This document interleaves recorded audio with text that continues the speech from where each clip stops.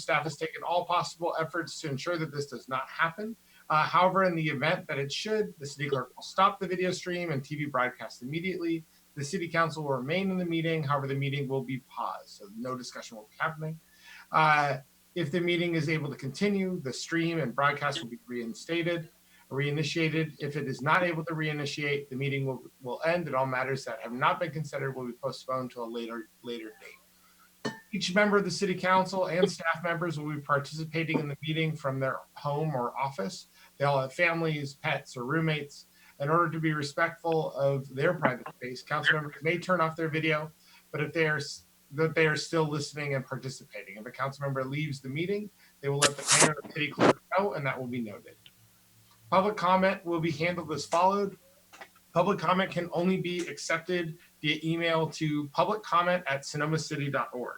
Public comment can be submitted at any time. However, in order to be read into the record during the meeting, it must be submitted after the mayor calls the meeting to order. So the meeting has been called to order, and you can submit it anytime from now until the end, or until the item comes up. And prior to the close of public comment period for the pertinent item. It will be read into the record with a maximum allowance of 2 minutes per individual comment, subject to the mayor's discretion. Please include the item number that is being referenced in the subject line. Only one email per item can be submitted by each member of the public. Great.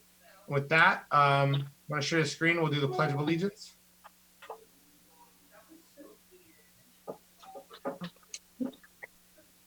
Oh no. Oh, no. Sorry. Just 1 second. There we go. All right. I guess I'll leave. I pledge allegiance to the flag of the United States of America and to the republic for which it stands, one nation, under God, indivisible, with liberty and justice for all. Sounded beautiful. Nicely done. All right, great. Rebecca, would you like to do the roll call? Sure. Councilmember Agramonte. Here. Councilmember Cook. Here. Vice Mayor Hunley.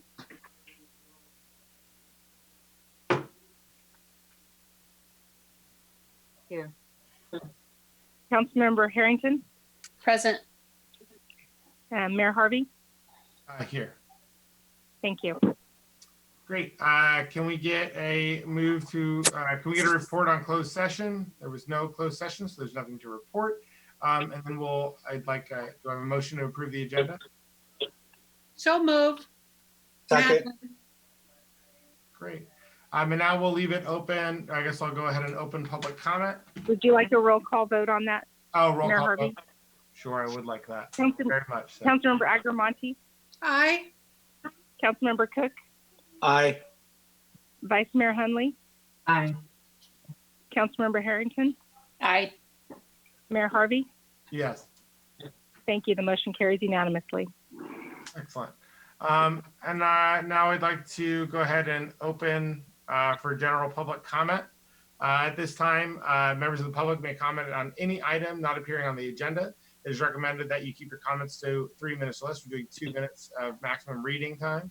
Under state law, unless otherwise permitted under the Ralph M. Brown Act, the merits of the matter presented under this item cannot be discussed or acted upon by the city council at this time.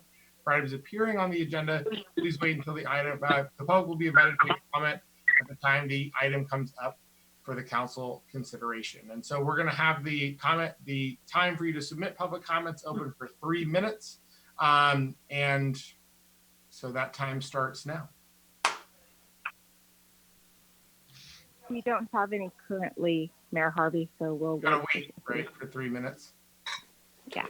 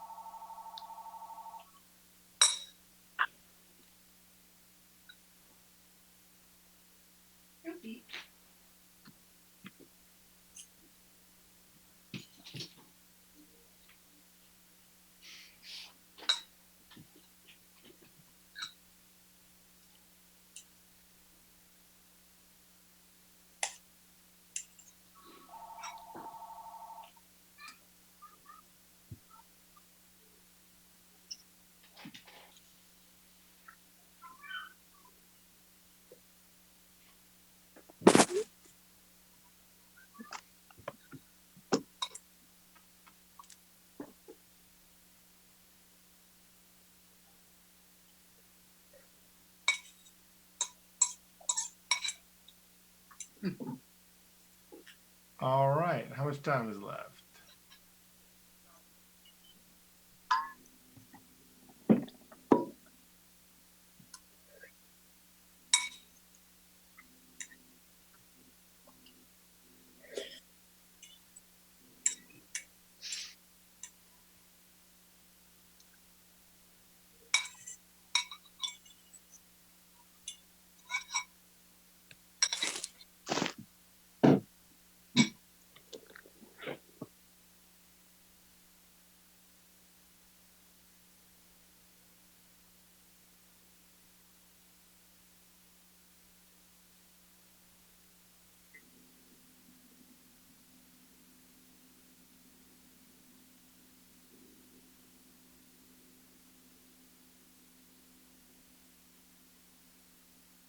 Are we past the 3-minute mark?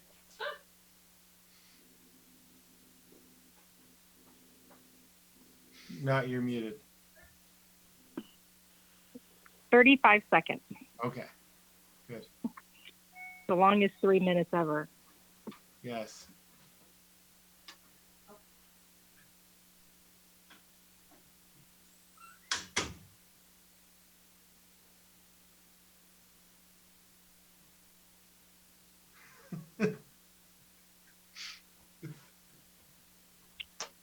This is such an interesting new world. All right. If Latanya hasn't received anything, we're good to go, Mayor Harvey. Ready to go. Awesome. Great. I know Councilmember Agramonte, you had some meeting dedications. Yes, I do. First to Carlos John Castorena. He was, let's see, married to his high school sweetheart, Alice, for 42 years. He's, as a business owner, Carlos had a drywall business here. He's lived here all his life, served 2 years as president of the Sonoma Valley Field of Dreams. Passionate about sharing. He was part of American Coaches Association, Boys and Girls Club of America, Sonoma Big League, and Valley of the Moon Little League. He leaves behind Alice Castorena, his wife, sister Yolanda Castorena, younger brother Henry Castorena, Charles Castorena, and Jason, his son-in-law Ryan Barfield, daughter Michelle Castorena. He passed away on March 30th. I also have Jessica Leah Rice, daughter of Bob Rice, who used to own the Breakaway Cafe. In the loving arms of her father, Jessica Rice passed away on Tuesday morning after suffering a stroke the day before. For 25 years, she worked at the Breakaway Cafe, her family's restaurant. She leaves behind her son, Jordan, who was her heart and soul, her father, Bob Rice, his partner, Paul Brewer, her brother, Scott Rice, her sister-in-law, Megan Rice. She passed away March 31st. Thank you, Mayor Logan. Harvey. It works. Thank you so much, Madeline. I appreciate it. Great. We'll move on to consent calendar. All items on the consent calendar are considered to be routine and will be acted upon by a single motion. There will be no separate discussion of these items unless members of the council, public, or staff request that specific items be removed for separate action. At this time, the council may decide to change the order of the agenda. Do you have any desire to pull anything off the consent calendar? No. I got to bring it up for public comment on the consent calendar. No? Yes? Okay. Open public comment. 3-minute awkward waiting period.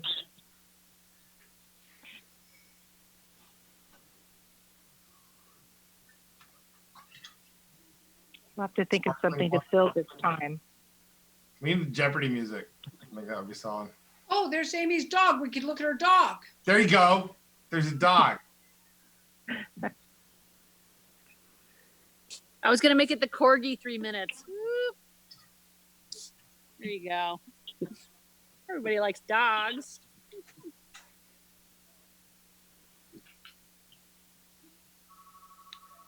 Why is this still?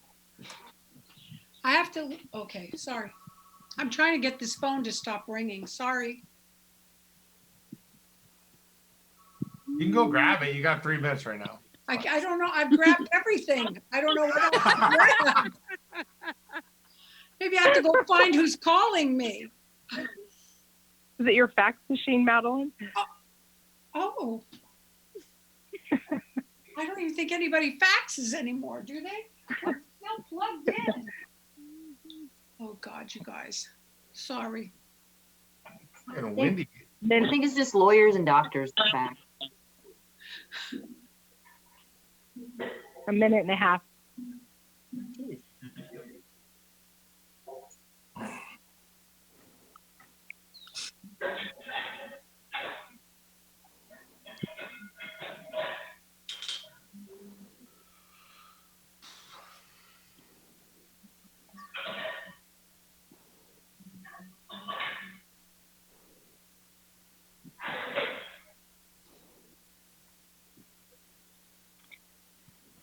One minute. My Fun. wife's birthday in 2 days. Nobody said happy birthday to Lily. Her birthday's during coronavirus, and my birthday was during the power shut off. So we've been really killing Sounds it. so romantic. Her birthday's like. I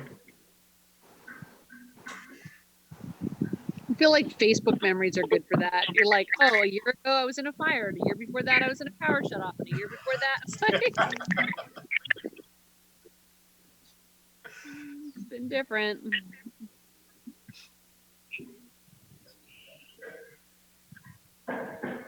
Is that a pencil drawing behind you, Madeline? What? Is that drawing behind you in pencil? Oh, It's like no. colored pencil. Oh, no. You know what it is?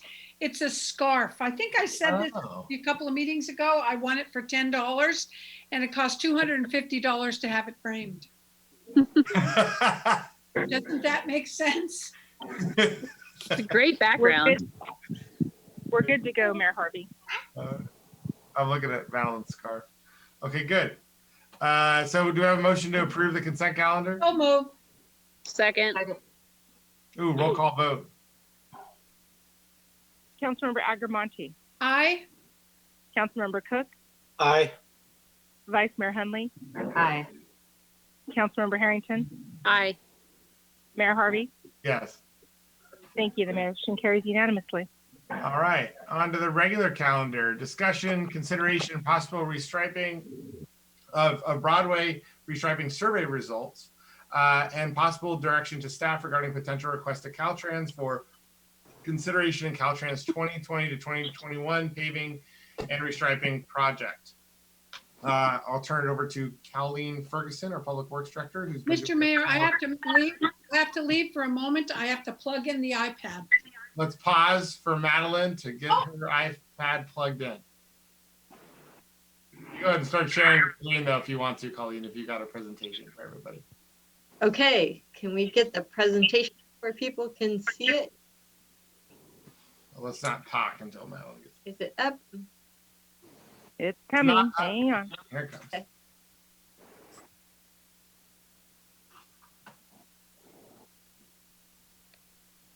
Okay, excellent. Let's wait for Madeline to come back. Okay, Thanks, hon.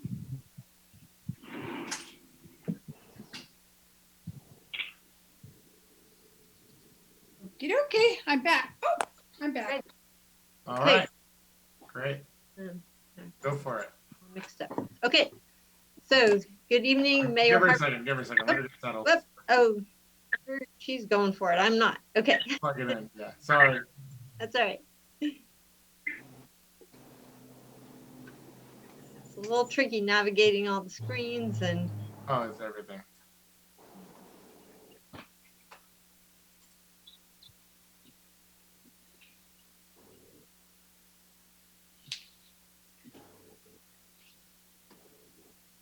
Oh, All right. You good to go, Madeline? I am. I'm All right. all set up.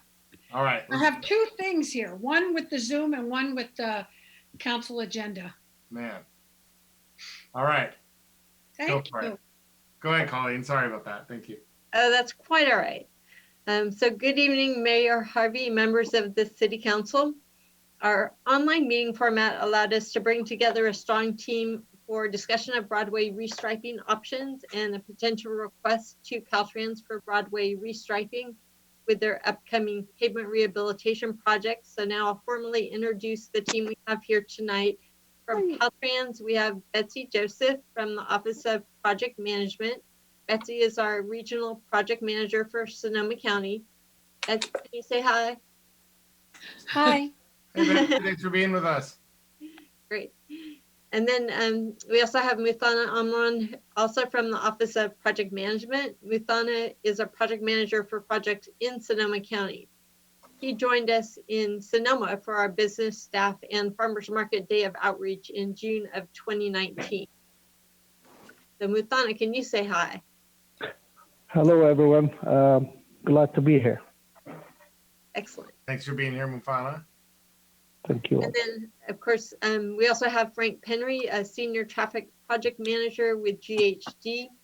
And Frank led the consultant team who gathered public input in person last June, developed restriping options, conducted the online Broadway restriping survey, and analyzed the survey results. On to the next slide. Before we begin the presentation, I need to correct some language in the agenda item summary.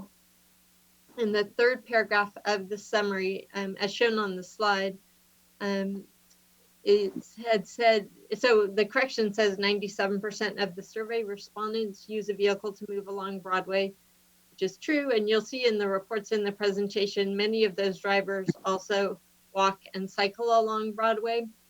So we had drafted some stuff in the AIS and then finalized the report and summary, and I neglected to go back and change the language in the AIS. So I'm correcting that now. And then the other item was in the following sentence. Hi. 35% of respondents would be encouraged to walk or bike along Broadway with either the buffered bike lane or parking protected bikeway options. The 43% in the original agenda item summary was the percentage of respondents who said that and also identified themselves as cyclists. So a little adjustment in the number that I neglected to make there. So I wanted to get that change out to you. Do you have any questions on that correction before we move into the presentation? No? Okay, on to the next slide. All right, so just an outline of the presentation. So I'll provide some background information, describe the Caltrans paving project, review the public outreach we conducted, and Betsy Muthana will be available for any specific questions about the Caltrans paving project. And then Frank Penry will describe the online survey and summarize the survey results. And I'll review the option to submit a request to Caltrans and the 3 restriping options being considered. And just by way of background, we all understand that Broadway is Sonoma's main street, as well as a view corridor to City Hall and the lovely Sonoma Plaza. And we know people travel Broadway in vehicles, on foot, on bicycles, and as we know from the survey, other wheeled human transport, scooters and skateboards and things, and on buses. We've recognized that Broadway can be a challenging transportation corridor for bicyclists and pedestrians, and that south of the plaza, the Broadway streetscape and striping could be enhanced to improve the pedestrian and bicyclist experience and increase public safety for pedestrians, bicyclists, and motorists. Now this fall, Caltrans will start construction of a project to rehabilitate pavement on Highway 12 through Sonoma. And with this paving project, the city has a rare opportunity to request that Caltrans restripe Broadway to enhance pedestrian bicycle facilities as part of their project. All right. Then we all know Broadway is a main street and important view corridor to the plaza and City Hall, and it's also a state highway.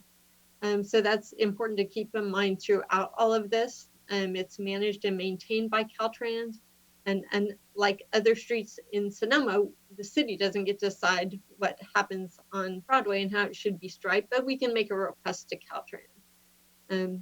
I appreciated that the Sonoma Index Tribune ran an article by Bill Lynch in their March 16th edition, and it talked about how in 1956, State Route 12 was restriped by Caltrans. And before that, it had had one lane each direction, one travel lane each direction, and diagonal parking on both sides. And in 1955, Caltrans concluded that the diagonal parking was unsafe based on accident records at the time. And over the objections of the city, Caltrans restriped Broadway to have 2 lanes in each direction, a center turn lane, and parallel parking on both sides. This restriping was done specifically to eliminate the diagonal parking on Broadway, not because of traffic volumes on Broadway. And for over 60 years, Broadway has retained this 2 lanes in each direction configuration. It's interesting history. And the next, okay. As far as city planning documents, we have a general plan. The general plan is a community vision that is then translated into policies, programs, and regulations. A required element of the general plan is circulation. The purpose of the circulation element is to coordinate development of the city's circulation system with existing and planned uses. The circulation element has a focus on pedestrian, bicycle, and transit improvements, as well as auto use. It has an overarching theme of complete streets. And this term redefines how we use our streets and how we spend our money to improve them. This is accomplished by balancing allocation of space in the roadway right-of-way to provide safe and effective facilities that can be used by all modes and all users. Complete streets are for everyone. They make it easy to walk to the market, take the bus to work, and bike to the park.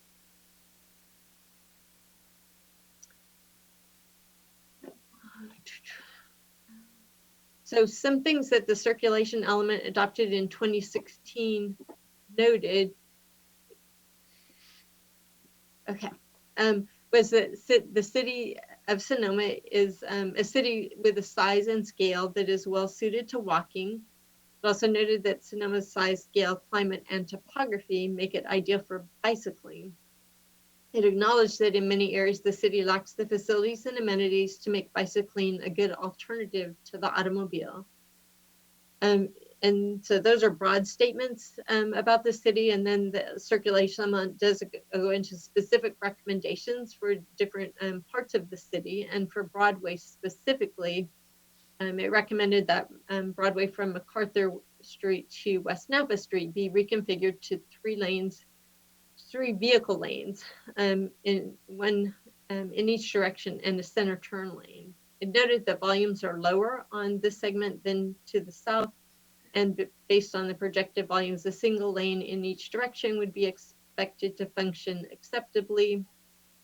A 3-lane configuration would be expected to operate safely and efficiently, would help to regulate vehicle speeds in a pedestrian-oriented area, and would create space for bicycle facilities. So that's the city's planning document, our circulation element of our general plan. Caltrans also has a planning document, the Transportation Concept Report for State Route 12, adopted in 2014. It provides a long-range vision for this highway corridor. And the concept plan notes that State Route 12 is Main Street in Sonoma, and it recommends parking, pedestrian, bicycle, and local traffic given precedence over through traffic, and recommends reducing the number of lanes on Broadway.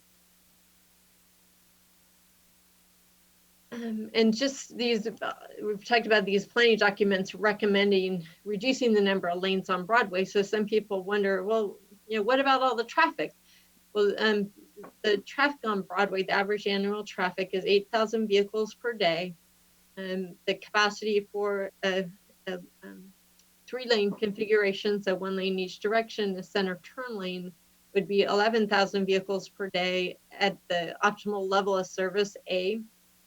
As far as peak hour, 840 vehicles per hour on Broadway versus a lane saturation volume of 1,300 vehicles per hour. And just by comparison, stuff we're accustomed to experiencing ourselves, there are 3-lane reaches on Highway 12 on West Napa Street, carries 11,000 vehicles per day on average, and through Agua Caliente, 14,000 vehicles per day. So that's about the traffic on Broadway. And then the Caltrans project itself, that's really the impetus for this having this discussion tonight instead of another time.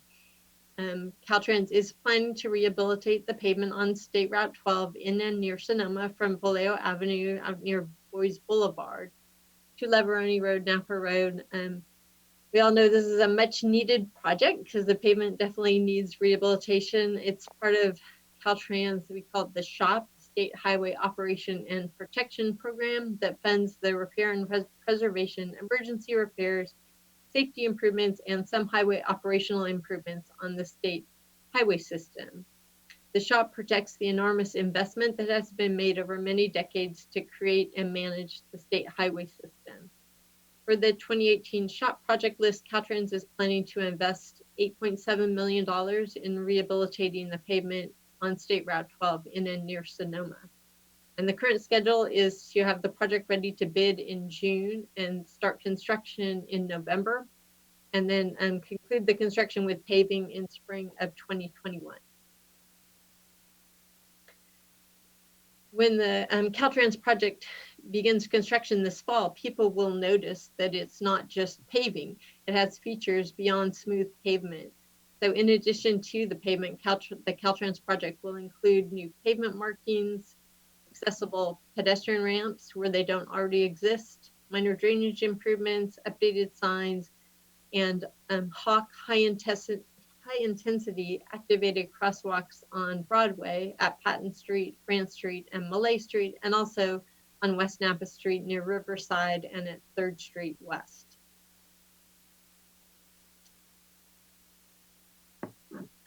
Now, moving on from the background into the outreach we did associated with the survey.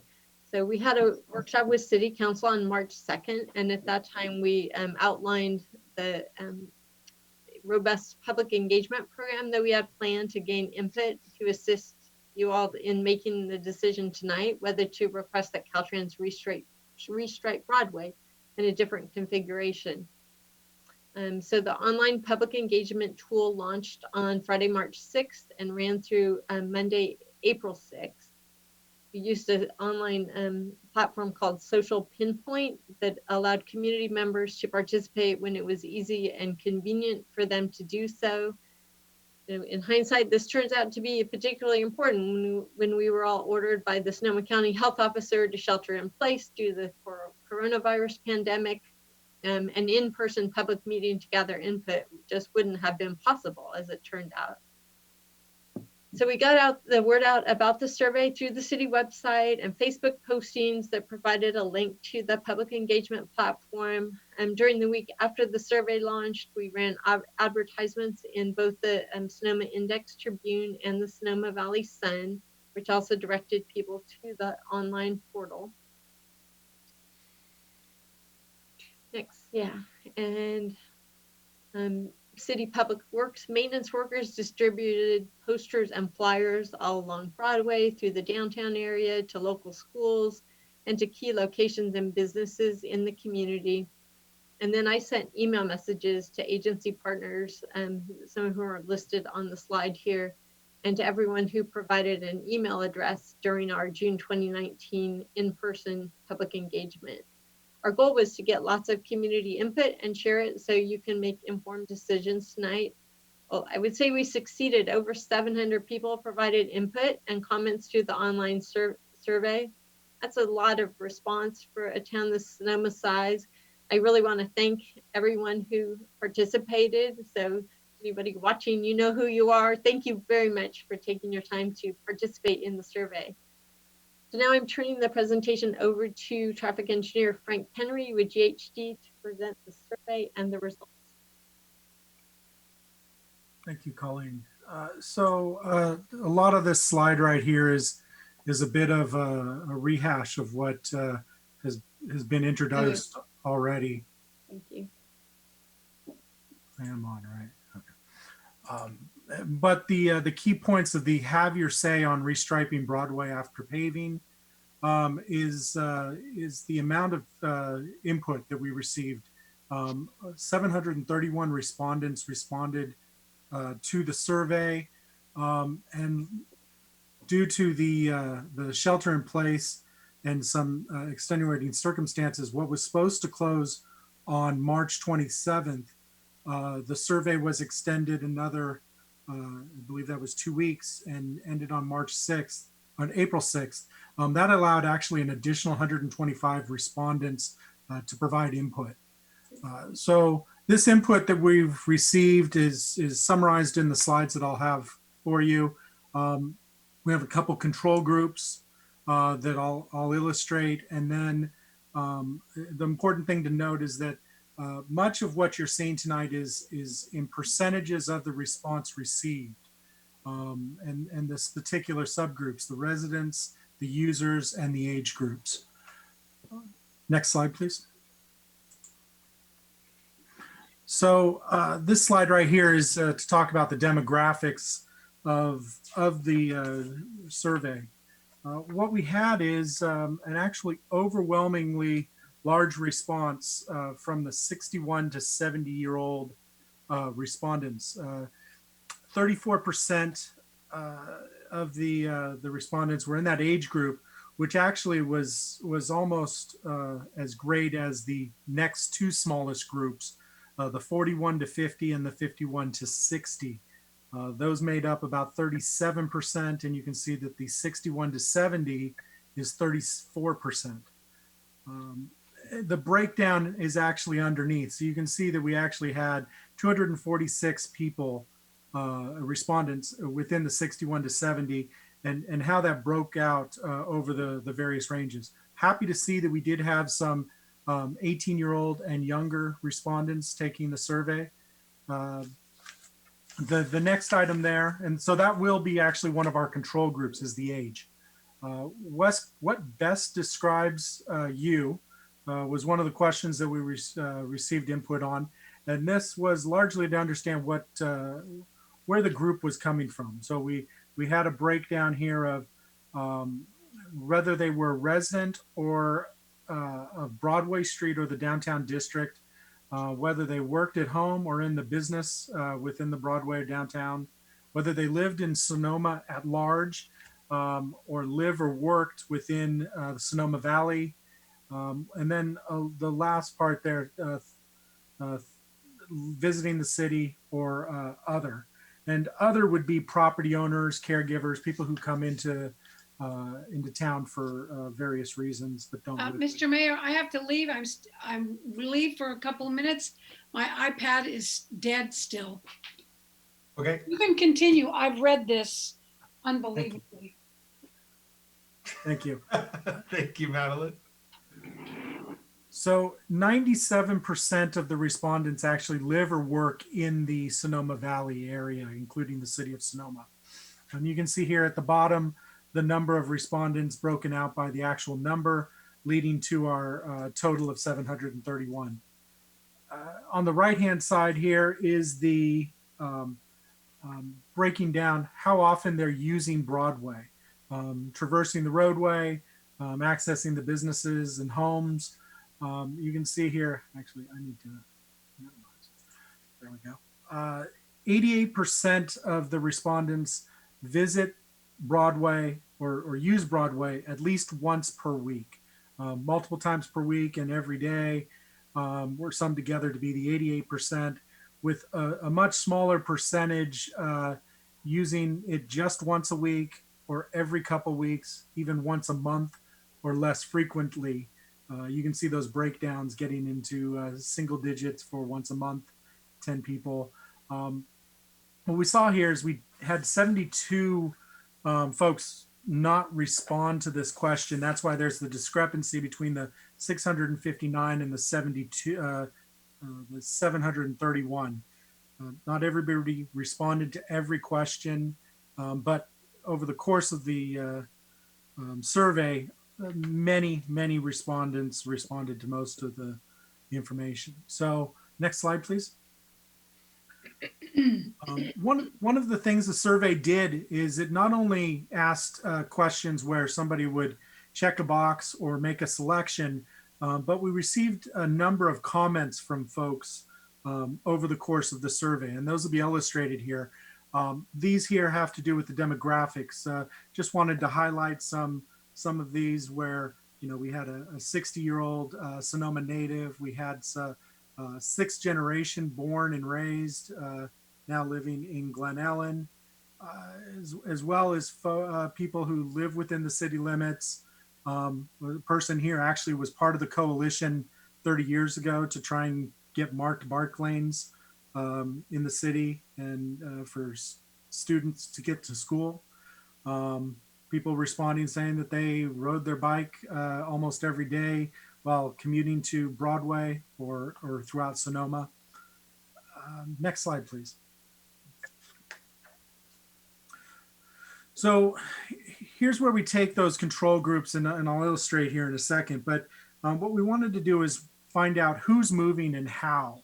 And so what we did is we took the question 3 there, how do you move around along Broadway? And we broke those groups. Now this was one of those multiple selection items where people could select whether they drove, walked, biked, rode skateboards, or even scooters along the roadway. And then what we did is we broke them into paired groups so that we could get that that item moved back down to the 731. Oh, back please. There we go. So what we have here is you'll see that the largest portion of respondents drive or walk, drive and walk the Broadway. 29% drive only. Another 26% drive, walk, and cycle. What we get out of this is that we find out that 97% of the respondents drive and do something, 33% cycle and do something else other than drive, and then 63% are walking and doing something else as well. Where this breaks out into is the by location and by age. So you can start to see where those groups have their respective makeup in the larger question. As I indicated initially, our largest groups here are the third vertical column from the left, which is the live in Sonoma, and the next group under age of respondents is the second from the not the far right, but second from the end of the right. They're the 61 to 70-year-olds. And you can see by proportion, that's 100% is the total bar as to what percentage of those larger groups actually are doing any of the items there. For the largest groups of both location and by respondents, large majority of those folks are doing exactly what the graph shows there, which is about 40%, or give or take a little, are driving and walking. Each of those colors represents back to the original pie chart, and that's the theme we're going to follow through on all of these questions. So that's who's moving and where they're moving to. The next question we had, not particularly in the order of the survey, but it was one of the follow-on questions, was, would you cycle more often along Broadway if there was a bike lane? 40% of the respondents indicated that they would, 42 indicated that they would not, and 18% indicated that the question was not applicable to their particular use of the Broadway. So again, you can see the breakdowns to the right there. There really isn't anything going on here except, yeah, we'll just keep moving. 40, so right here, the Broadway restriping, safety and driving. So this question here was aimed at understanding how safe respondents felt being a particular segment of the movers across the roadway. So question 6 here was, based on your experience, how would you rate your safety of Broadway, rate the safety of Broadway as a vehicle driver? 1 being the not very safe and 5 being very safe. As written here on the slide, the question applied to 99% of the respondents, and as drivers, 80% rated the safety of Broadway as safe. That's receiving a 4 or 5 on the scale of 1 to 5. Again, you can see the breakout across the screen here. The next slide, please. This is where we, back one, yeah, thank you. Question 8 actually asks that same question, but with regard to pedestrians. So how safe is Broadway as a pedestrian? So again, 99% of the respondents we got on this question, and as walkers, 53% rated the Broadway as safe. Again, you're looking across the bar charts there, you can see certain populations. However, those populations may not have as many users in them, and that way they didn't impact the pie chart as much. But if you look at the 51, under 51, and over 50, you can see those are almost identical as far as the uses. So I felt pretty confident that this breakout was adequate there. So question 7, please. I mean, next slide, please. Sorry. Based on your experience, would rate the safety of Broadway as a cyclist. And so right here, we start to find the indication that we have some respondents that are not considering themselves now or into the future cyclists, and therefore we had 23% consider this question not applicable to them. And with 77 of the respondents, we had 25% of those respondents gave Broadway as a cyclist a safe rating, 4 to 5. Again, as we indicated before, nothing too telling about the data here. You can see your largest groups actually fall into that, so there wasn't a lot of discrepancy in between the groups. Next slide, please. So we just talked about the different issues that either drivers, pedestrians, or cyclists would have using Broadway. This question here, what factors contribute to your safety concerns? This kind of starts to get at the root of what is of concern along Broadway for its users.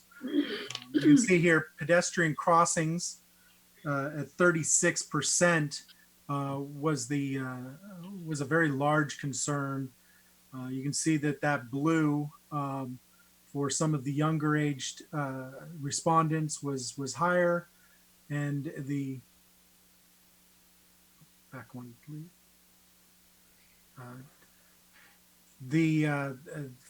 Following the pedestrian crossings at 36%, speed of the traffic was 22%, and cycling on sidewalks was 28%.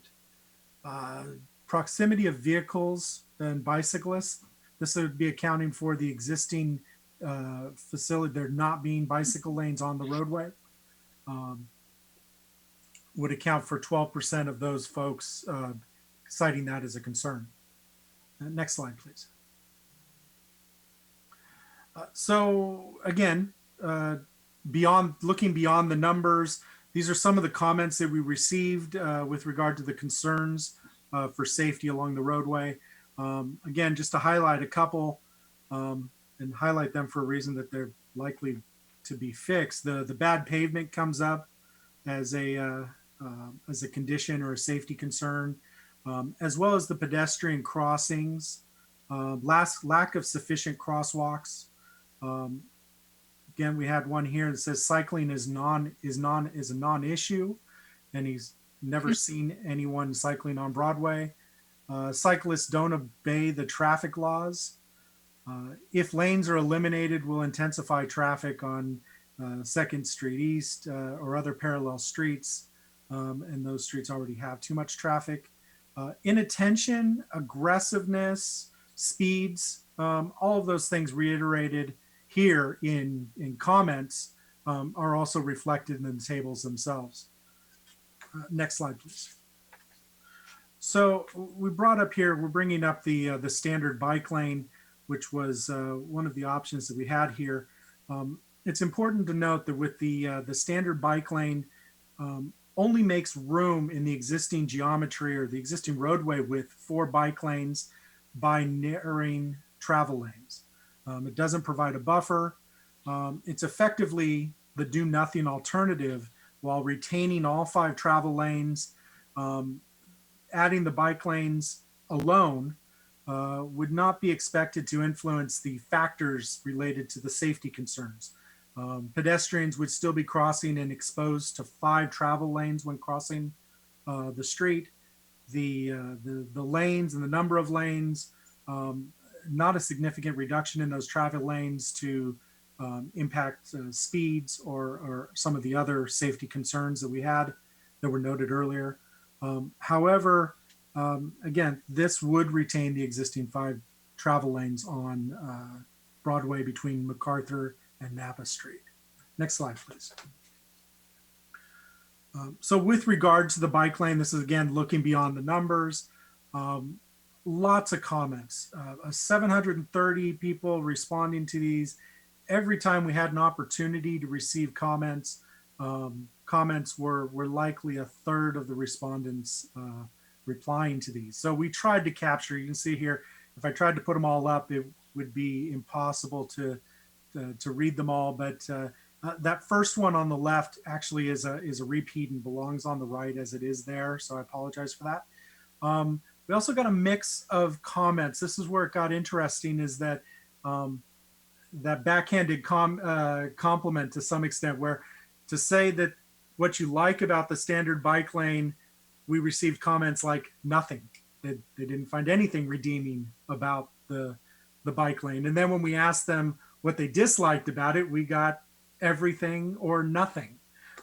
So we did receive a lot of comments that were kind of in either column or either camp with regard to liking it or disliking the alternative. But you can see here that the largely the reasons people liked the standard bike lanes is it actually kept the 5 travel lanes. It improved visibility. It was a good option. It was an option that still allowed things to stay the same. Things that people didn't like about it was, you know, to some extent, I see a waste of time and space. Car doors. So for those that would be using the bike lanes, there'd be no buffer between the bikes and the cars. Therefore, it would expose those bicyclists to the doors opening along the roadway. Car doors, narrow lanes for cars. So the car lanes would be narrowed in order to accommodate the addition of the bike lane. Again, things like you're fixing a problem that doesn't exist. It keeps things the way they are, which was a dislike of the standard bike lane. So you can see a mix of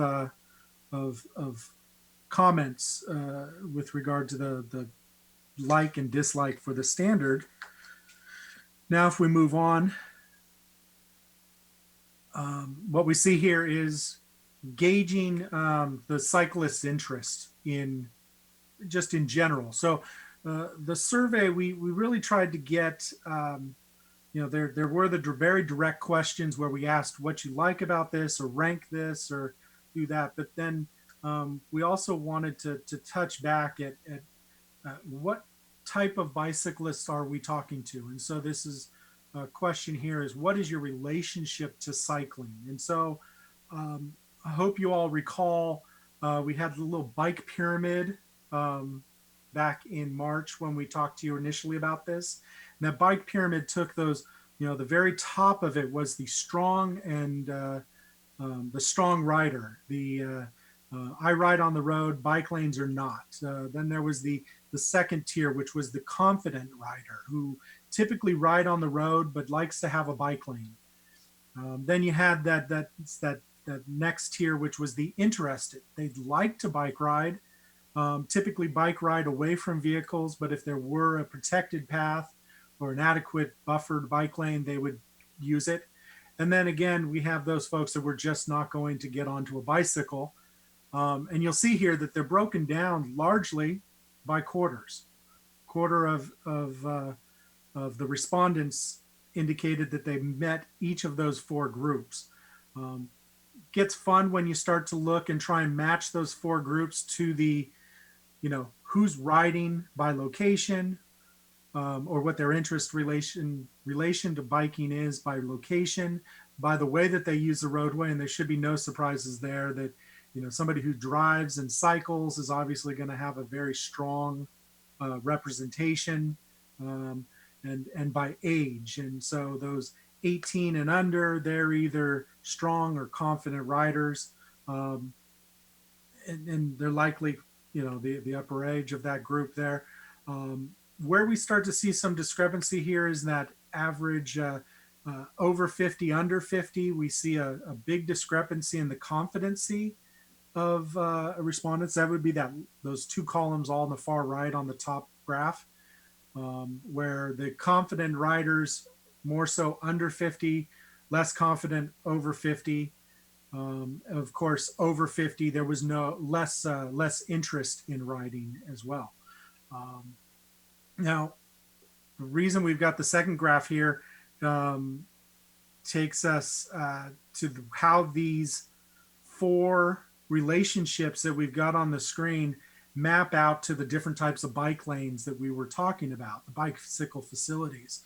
And so the question 21 was, as a cyclist, which of the following would you feel most comfortable using? And you can see that the strong rider matches up very closely, about a quarter, but matches up with a standard bike lane. You've got the confident rider that matches up with a buffered bike lane. You've got a protected bike lane that matches up with those that are interested. And of course, not applicable, again, matches up with not applicable above. These are all within 2%, 3% or so. Really kind of telling that, who's responding and what type of facility we would expect they would go for. Next slide, please. So now this was the part of the survey. We get into questions that were more directed towards the alternatives. This was a question 15 was about the buffered bike lane. And what we did is we asked, how would the buffered bike lane change your use of the roadway? And so 22% of the respondents said it would not change their current use. 3% indicated that they would be encouraged to drive more on Broadway. 23% indicated that they would be encouraged to cycle more on Broadway. And 12% would be encouraged to walk more on Broadway. Again, noting that it changes the walkers. It isn't just a bicycle improvement. By changing the roadway configuration, we change from 5 lanes of exposure to 3 lanes of exposure for a pedestrian crossing the streets. We did get a 33% responded indicating that they would discourage their use of Broadway. This, in fact, leads back to those comments we had before about kind of a general sense that the change in roadway from 3 to 5 is going to have an impact, despite what the numbers show. Again, 7% indicate that other, and this was largely a further response as to why they would not use Broadway in our review of the data. As you look across by location, by transport, or by age, you can start to see how the green changes. For instance, on transport, those 6 columns there in the middle, those folks that responded to say they drove only had a large influence, or not influence, but at least largely said that they would be discouraged from using Broadway, or would reduce their use of Broadway. However, as we went over towards the folks that would drive and cycle, or drive, walk, cycle, or drive another, or even walk and cycle, you can see that discouragement or reduction in use starting to decrease as you move across the chart.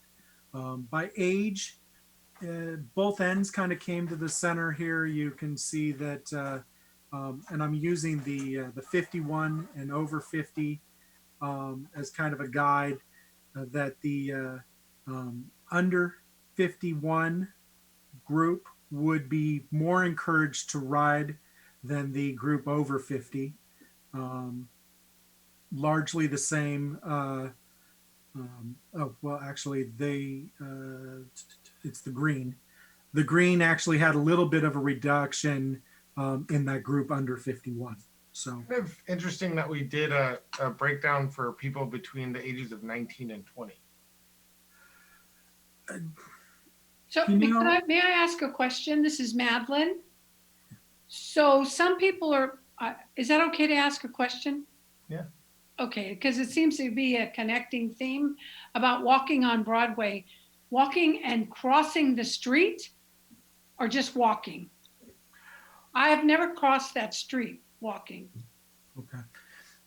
The question wasn't as specific, but given the responses indicating there was a concern with the crossings of Broadway, we would gather that just even a driver, if you're driving, parking, walking, it's very likely you could be crossing as well.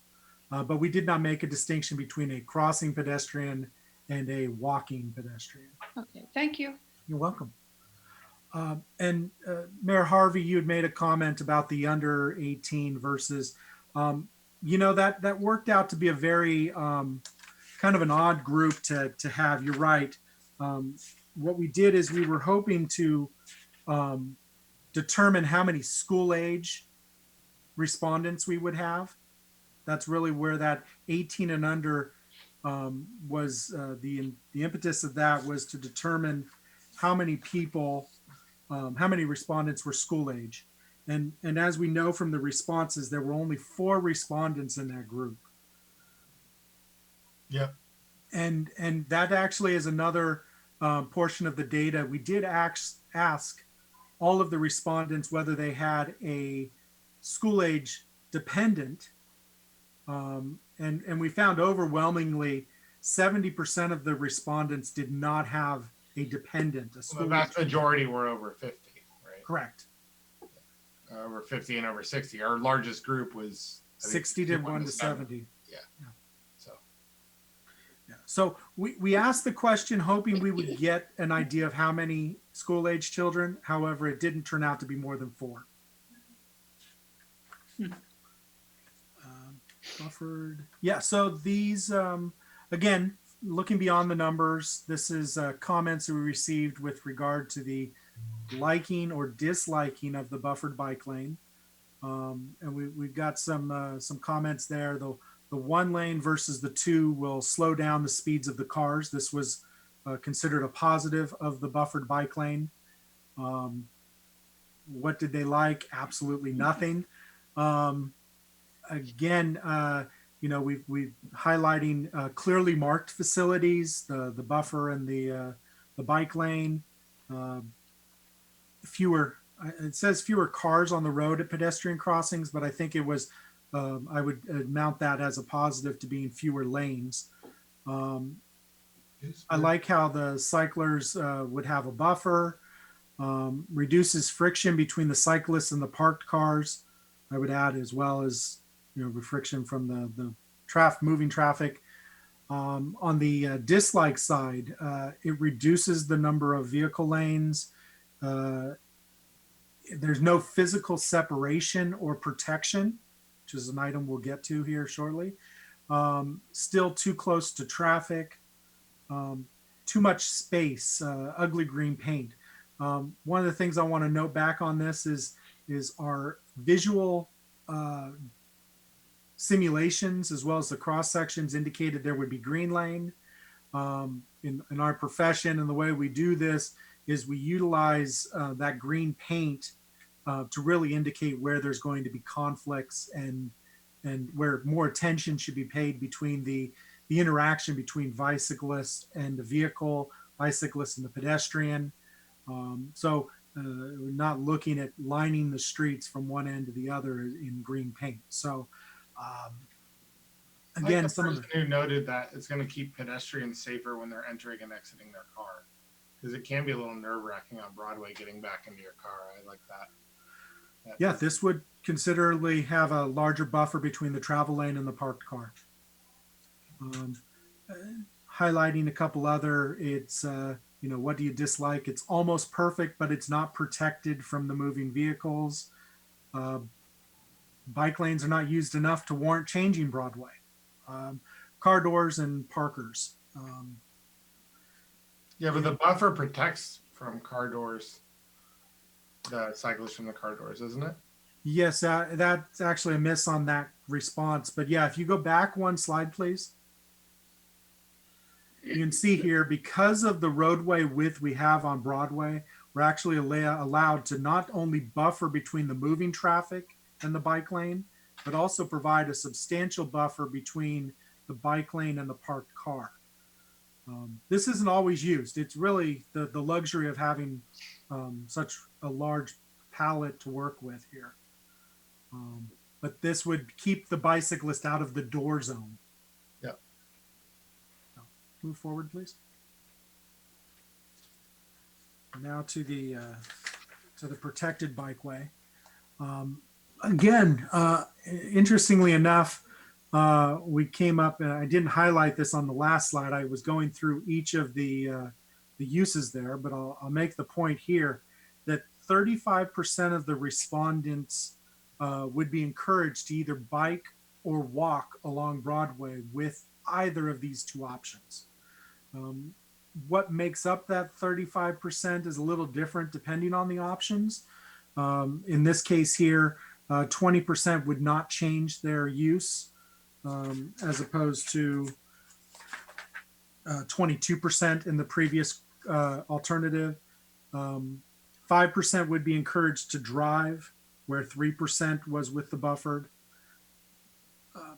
The 22% would be encouraged to cycle on Broadway, 13% would be encouraged to walk on Broadway, and the same number of respondents indicated that they would not, that they would either reduce or discourage their use of Broadway, and same with the other 7%. So that 40% is still sitting out there between both the options. Again, you can, yeah, there we go. That's fine. There really isn't a large discrepancy. It's similar discrepancies, not discrepancies, similar changes between the different groups. Drive only has a very large, would reduce or discourage. As you got over to the more active modes of transportation, less driving dependent, you can see that use or continued use or increased use changing as you go to the right. Between the 51 and the over 50, you can see there again, similarly, the encouraged bicycle use would be a little bit more with the under 50, and the not changing their current use would increase a little bit with the over 50. Some slight changes there in the reduce use and other. We can go to the next slide.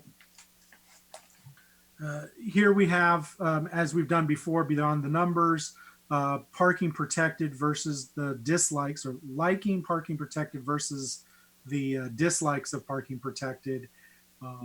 For the like, provides that additional safety for cyclists. One person indicated this was the best thing for cyclists. The bike lane would be well protected from moving vehicles, the cars. Cars can park with less worry about crossing the cyclist path. Now that is, of course, that the driver entering the parked from the travel lane is entering the parked lane.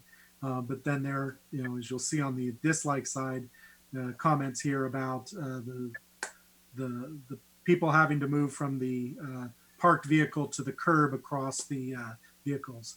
I do not like parking away from the curb, have to watch out for vehicles and cyclists.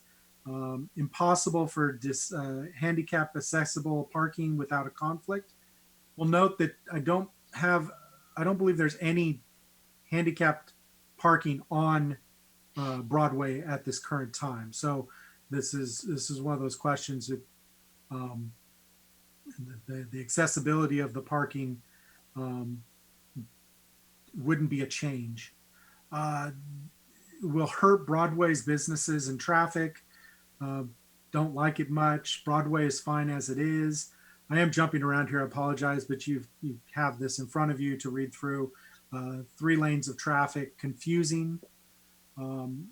Back on the other side, people indicated that everything they liked about it and nothing they liked about it. I like it just as much as the buffered bike lane, but I think it makes it more dangerous for people exiting parked cars. They're not used to it and will likely be more hazardous to the cyclist. This is the only plan that could work. People of Sonoma do not follow traffic rules, so this is the safest. That's my favorite one. So, so now we'll move forward, please.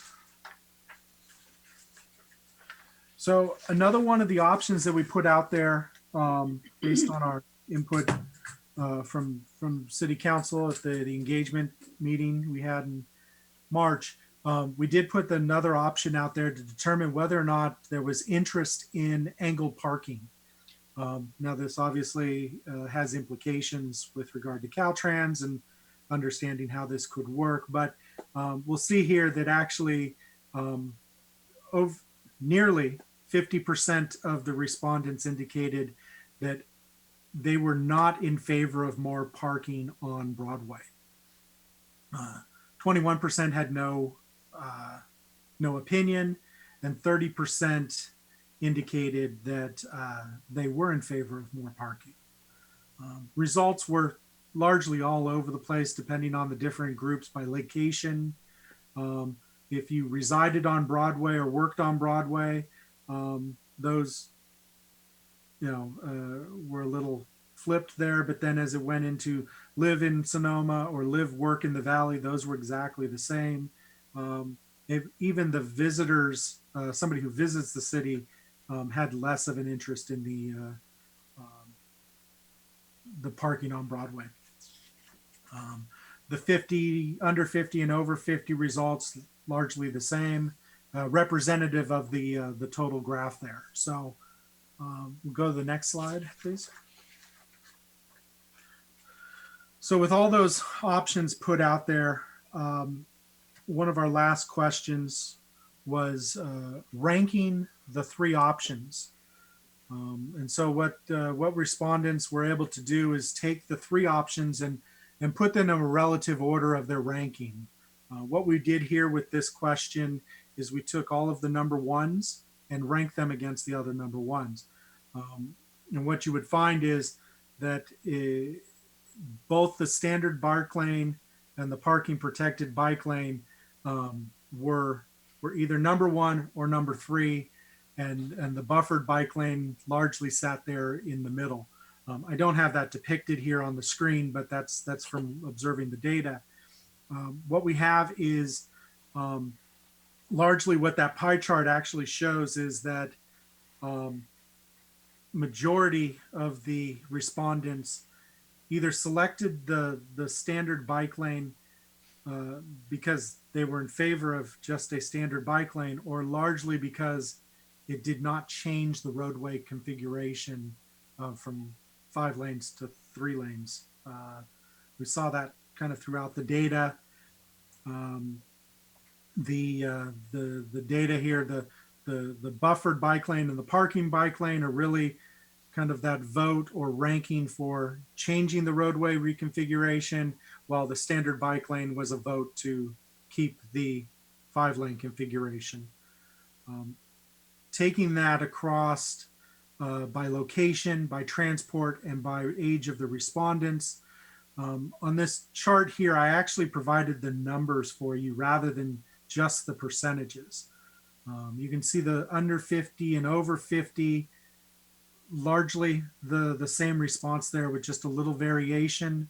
You can see, because those groups are so disparate in their numbers, you can see that the under 50 was a smaller group because of where the average age range was, but you can see that 67% or 67 respondents liked the parking protected, while only half of those 33 liked the buffered, but then almost twice as many liked the standard bike lane. This was largely what we saw, that disparity of the 60 to 25 and then the 15 throughout the responses that we saw here. So you can see the drive only being a very, by transport, you can see the drive only being a very high percentage. Oh, we can go to the next. Thank you. This last question was basically an opportunity for the respondents to provide comments or consideration to you, the council. A couple items here. These are really just more, they're very verbose in their, but just to highlight a couple, angled parking and bike lanes don't work well together, which is why we actually did not propose the bike lanes with a class 2 bike lane. The bike way was proposed with the angled parking, which would put the bikes against the curb, just to answer that question in particular. As a business owner, I see cars speeding down Broadway almost every afternoon. I see kids on bicycles. It's just off my screen. Sidewalk, and I think that these changes will help make Broadway feel like an extension of the plaza. You know, these are all in front of you to road through. I don't want to be too verbose, but we received again. I'd say that the 731 was a very acceptable and admirable response from the public with regard to this this project and the survey online. So I'll hand this back to Colleen.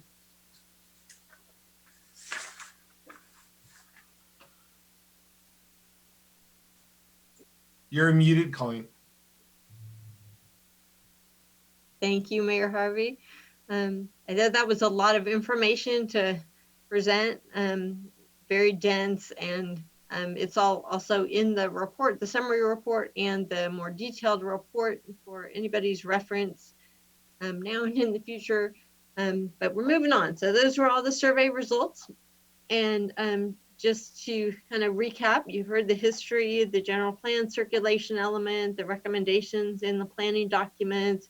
You've heard about the extensive outreach and the public input from the online survey. And you also know that Caltrans is going to start construction this fall on a pavement rehab project that's expected to be completed with paving in spring 2021. And we know after they pave, they're going to put marks down on the pavement.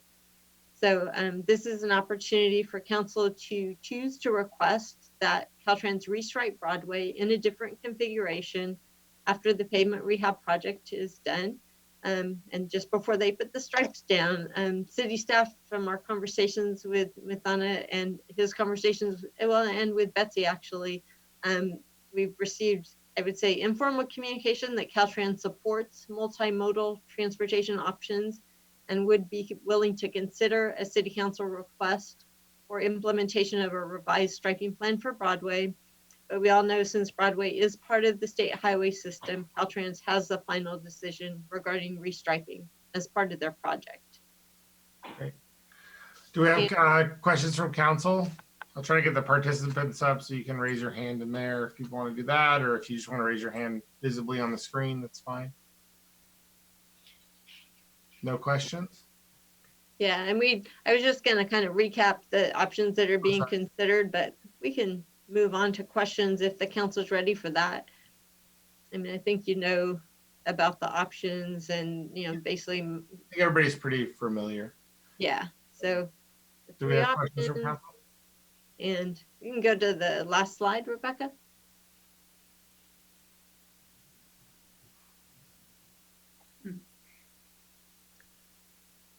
So just a couple comments, if the council can be patient for that. Just the staff and everybody working on this appreciates that Broadway serves as a main street and view corridor, as we've discussed. And we know it's an important discussion. I just want to say I'm grateful to everybody who took their time to complete the online survey. I'm also grateful to the staff at GHD that kept that survey going for an entire month, especially Katrina McCullough and Bavika Laxman.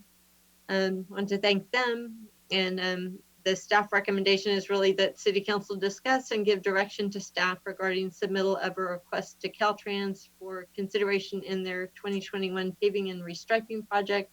And just a reminder, we do have Betsy and Muthana here from Caltrans, along with Frank and myself. Great. Questions from council? Oh, this is Madeline. I only have, I guess, a couple of questions. One, currently, when you're on Broadway north-south, the curb next to the street next to the sidewalk is very rough. That's not how it's going to be again, is it? It wasn't paved to the curb. So I would imagine who wants to ride on that? no, that's a valid question. And my understanding, Muthana, I know you're listening and you can correct this if this is not correct. There may be some reason for drainage, slope, I don't know. Well, my understanding is that this paving project is going to pave the roadway from Lipa Gutter to Lipa Gutter. There won't be a section of the roadway that is not repaved. That is correct. Yeah. That is correct. Thank you. I have a question. With regard to the angled parking, did we do any outreach or receive any feedback from the business community? Well, the business community, they all received flyers. They all were certainly notified of the opportunity to comment on the survey. And we did have some of those vertical bars were people that own and work on Broadway. And we didn't I'm get talking about more specifically like the businesses in the area that the parking would actually occur.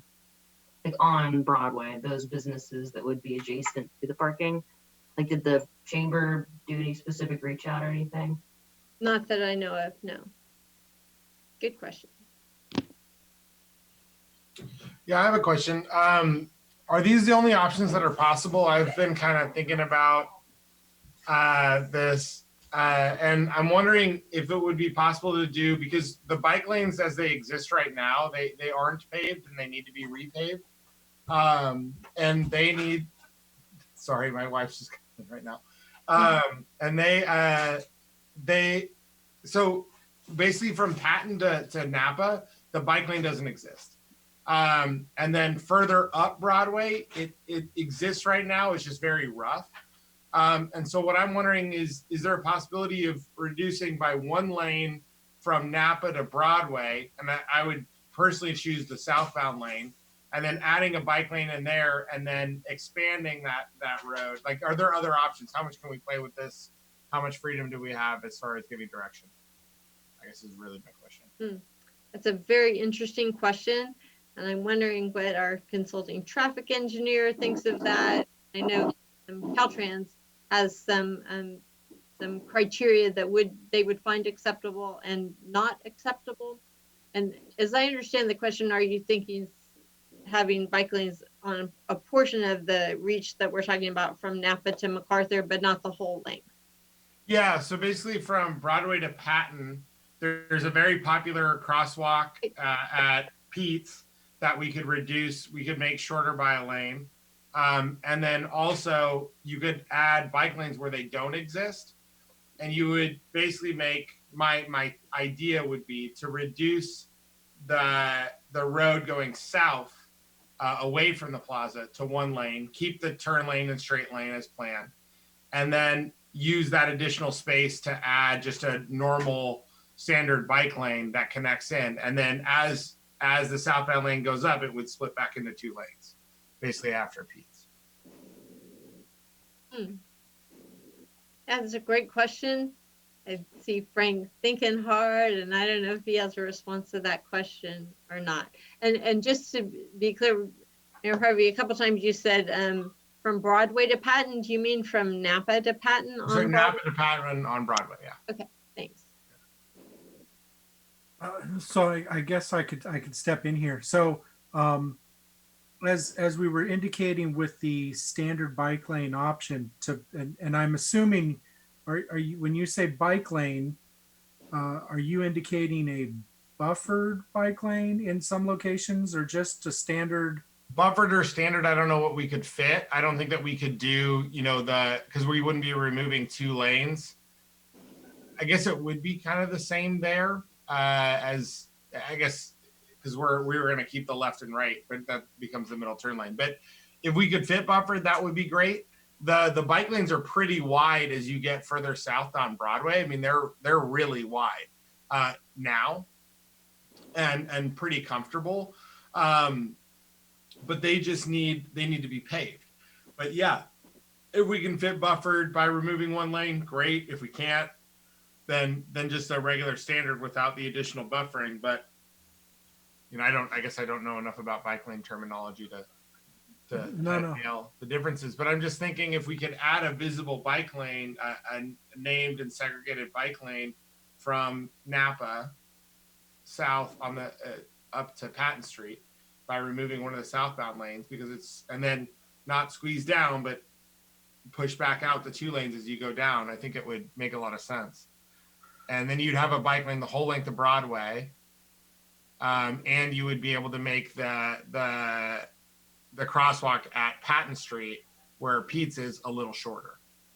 And frankly, the crosswalk right at Broadway and West Napa could be a little shorter too.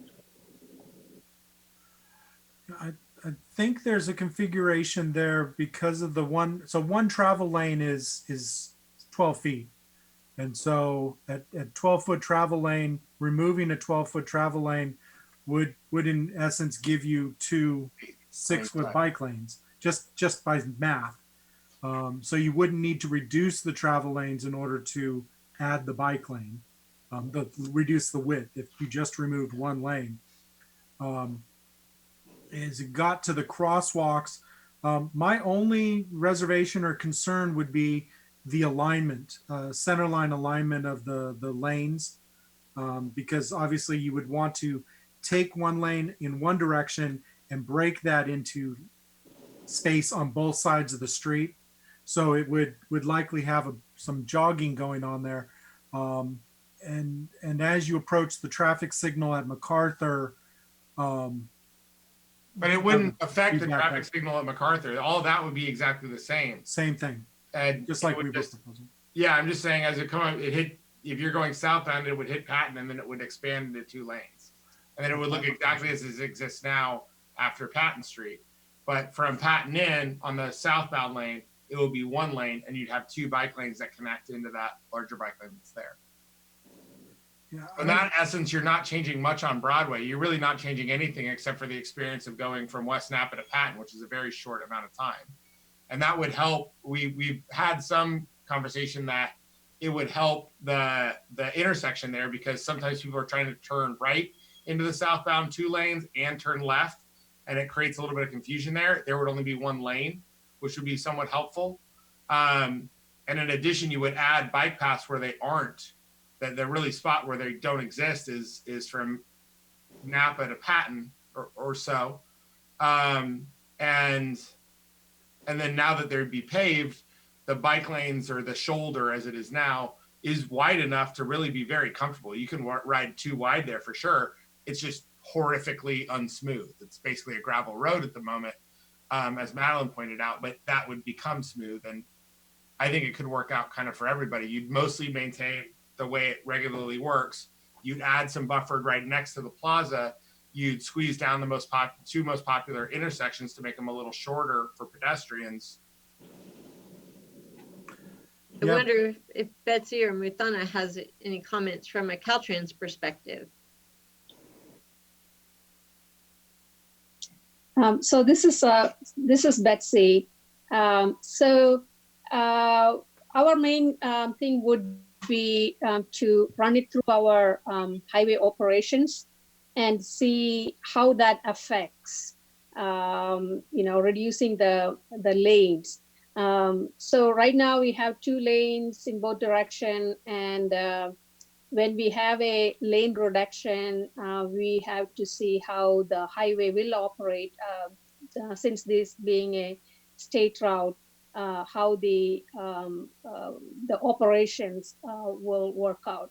But So haven't a we- reduction in lane, as it has been discussed in Colin's presentation, it is not at the capacity, which is good, but we still need to run it through our highway operation. So we can definitely take a look at it and see how that would work. So it needs to be blessed by our highway operations department, as well as our pedestrian and bike group, to see if there is a benefit. We do acknowledge this is the downtown area, which there is a lot of movement for a pedestrian, bicyclist, and give that downtown experience to the community as well as the visitors. So we do understand that. So that's kind of our take on it. We can, of course, take back your comment, can take a look at it and see if it's possible. And Yeah. I do appreciate your comment on that. Yeah, I have no idea if council agrees or any of the rest of it. And, we would love to hear feedback on it when we get into the comment period. But it seems like, we're reducing lanes in a significantly lesser way this way than if we're doing it along the whole breadth of Broadway. And Highway 12 is mostly 2-lane for its entire extent. So I don't, and we've done study already to prove that we're not at traffic capacities you mentioned. So to me, it seems good. And then is that something that if it were something council supported, and I have no idea, would that be something we could draw up easily and send on to Caltrans? Colleen, Frank? Yeah, that's a question for Frank. I think he's drawing it up right now. Okay, great. Do we have other council questions? I apologize for taking so much time. Colleen and Mayor Harvey. I took a quick Google Map shot, and we have that as a just one-page PowerPoint. When we're talking about scenarios and streets, if we want to pull that up, and then the folks, Rebecca might be able to use the mouse to help describe, because sometimes I could share my screen too and show it. Yeah, it can be less clear. I think it just may be helpful to show the map so that either now or so that there's real clarity about what you're suggesting.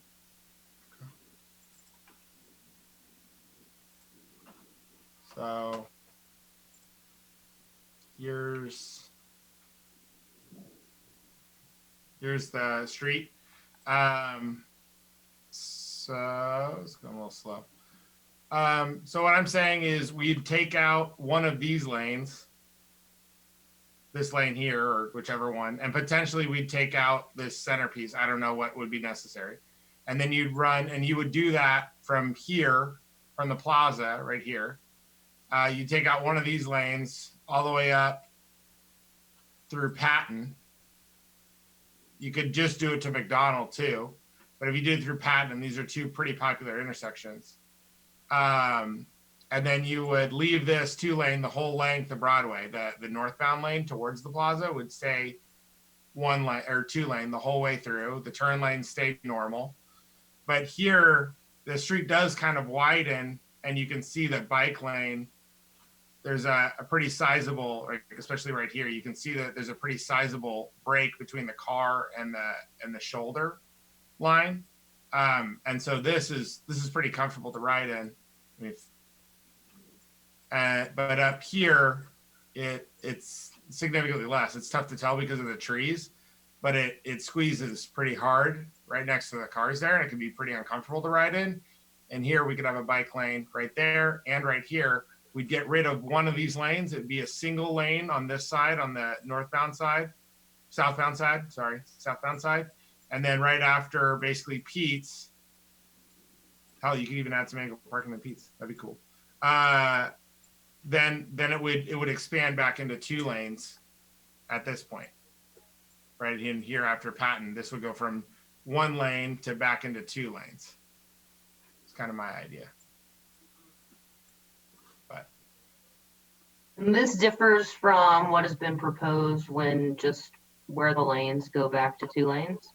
no, this is what's been proposed, because the other one, the proposal right now is to get rid of this lane and this lane, to get rid of 2 of the lanes here, to have a center turn lane and 2 lanes there for the entire length of Broadway. So to go from a 5 lane to a 3 lane, I'm saying.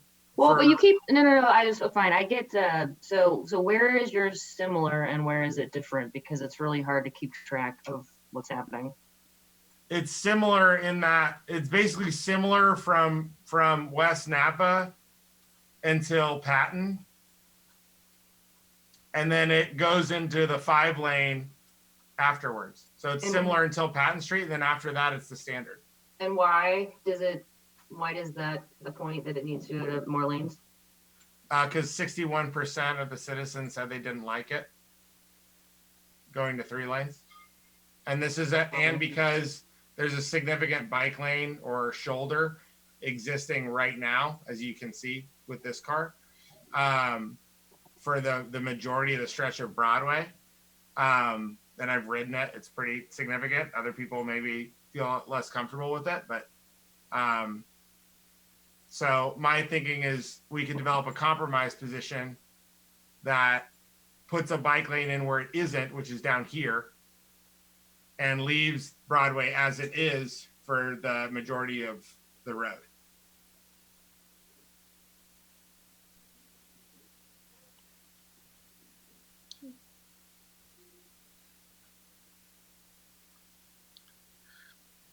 Any other questions before we, consultant team or Public Works? Okay. All right. Should we open up for public comment? All right, I'll go ahead and open it up for public comment. We'll wait 3 minutes. Once we have existing public comments. We do. Go ahead and start reading those now then. From Matt Metzler. Dear City Council members, although I own a car, whenever possible, I bicycle for transportation because living close to the plaza, I find that it's usually faster than driving and finding parking.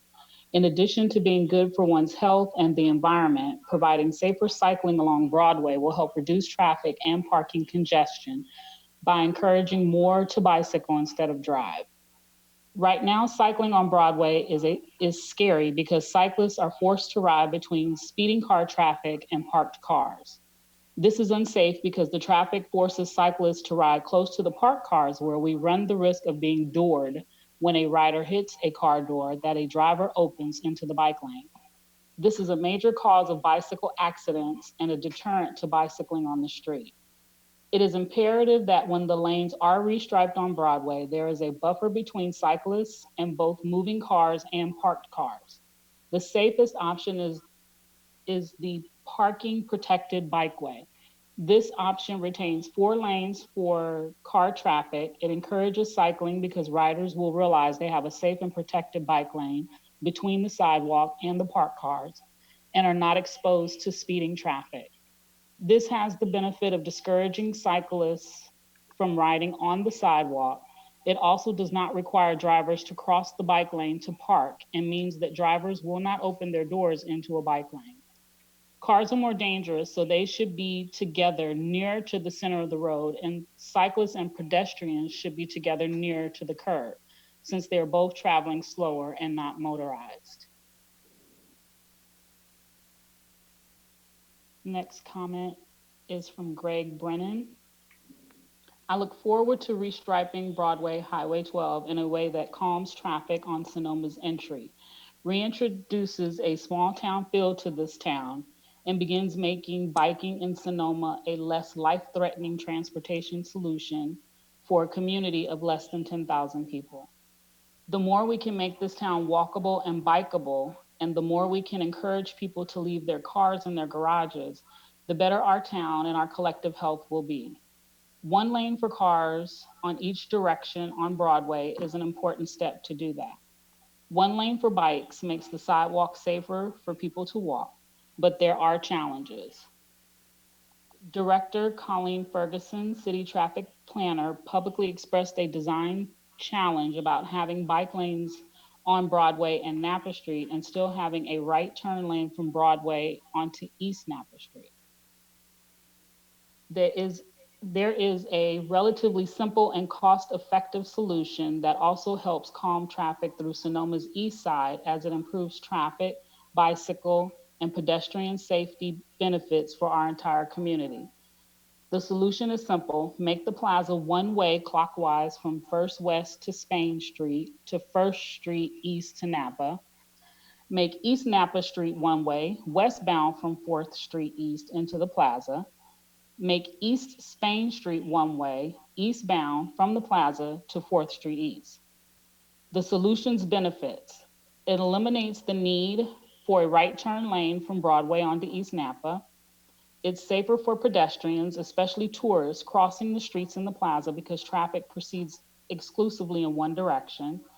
It likely reduces eastbound traffic on East Napa Street because traffic heading from or through the plaza to Garrick, Lovell Valley, Thornsberry, Wood Valley, etc., moves on East Spain to 4th Street East and onto Lovell Valley to make the trek.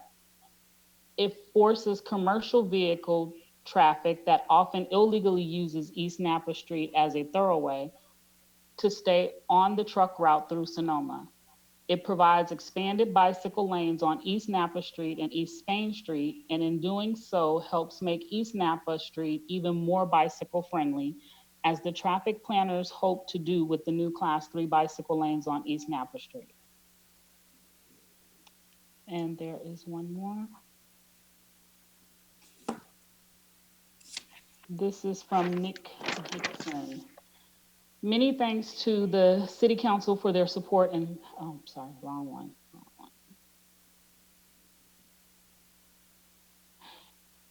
Okay. No, that isn't. I'm sorry, you guys. Many thanks to the City Council for their support and help on COVID-19. I respectively ask the City Council that proposed restriping of Broadway to 3 lanes to be canceled and have the council continue their focus on key COVID-19 items. Many people want to keep Broadway as 5 lanes as an elegant entrance to a wonderful city and have Caltrans spend the money instead on fixing city roads and potholes. Addressing each of the points made by Works Director Colleen Ferguson and others. Traffic flow. Projected studies from the Public Works say that reducing to 3 lanes will allow 11,000 vehicles per day, while on weekends, we have 10,000 cars per day. This seems like a small margin of error, especially when you consider that the majority of the 10,000 cars per day travel during daylight hours, so that the daytime flow will be significantly constricted. One has only to see the traffic back up on West Napa Street, the same 3-lane format as proposed, to know how bad traffic can get. Turning lanes. Reducing the flow to 3 lanes will make turning lanes more constricted, with more through traffic passing at speed in the single right side lane. I'm concerned there will be more accidents in this 3-lane format. Bicycle paths. New bicycle paths are touted as a big advantage of the proposal. Having driven several times per day up and down Broadway in the past 20 years, I see very few cyclists use Broadway. High school kids come from the neighborhoods to use east and west routes. Tourists are directed to use the side street on already marked cycle routes as they cycle to the hills and venues. It's suggested that the proposed bicycle paths will prevent kids riding on the sidewalk. Most parents know that kids ride on the sidewalk as it is a thrill. It has curb jumps and obstacles to negotiate. I'm not condoning this bad behavior, but providing bicycle paths on Broadway will not stop this. Parking. There is plenty. There currently is parking all the way up Broadway, including the shops near the plaza. The proposal seems to believe this will increase shopping parking at the square. Safe parking is already behind the barracks. At nighttime, there are less than 12 cars parked on the whole stretch of Broadway. Cost. The premise is that there is no cost to Sonoma as Caltrans is picking up the cost. There are always costs, and wouldn't we rather Caltrans spend that money towards fixing potholes in Sonoma? So to close, I would respectively ask the council to drop the proposal and move on to more critical COVID-19 items. Thank you.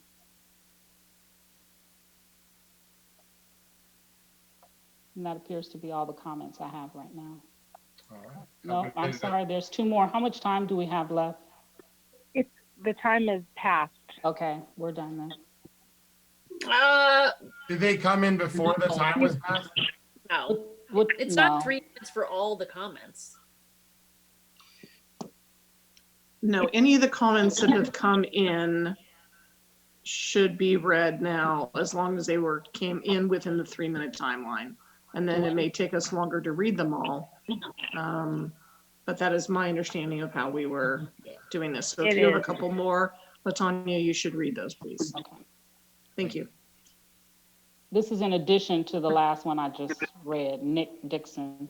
Why is the mayor acting like a traffic engineering? This meeting is out of control. Does he have any background in this proposal? Just delete this item and focus on COVID-19. The second is from Kelso Barnett. Dear Mayor Harvey and City Council, the people have spoken. I would strongly encourage the council to support the people's request to keep Broadway as is, with 2 lanes of traffic going in either direction. With over 700 responses, this was a very statistically significant sample, and 61% is a landslide. As Public Works Director Ferguson noted, this is a large response from our small town. That means people feel very strongly about this issue. This is a solution in search of a problem. This matches up with what I've heard anecdotally, whether in conversations with friends, overheard at grocery stores, or posted via Facebook comment. The proposal to eliminate traffic lanes on Broadway appears to be wildly unpopular. When it comes to the general plan, I'd note that this was part of a circulation element update in 2015 and 16, conducted with significantly less public input before the Planning Commission and the City Council than today. Very few people were aware of this proposal. I'd also note that 8,000 cars a day is an average and doesn't reflect the peak. And as we've all learned recently during our shelter in place, it's all about the peak.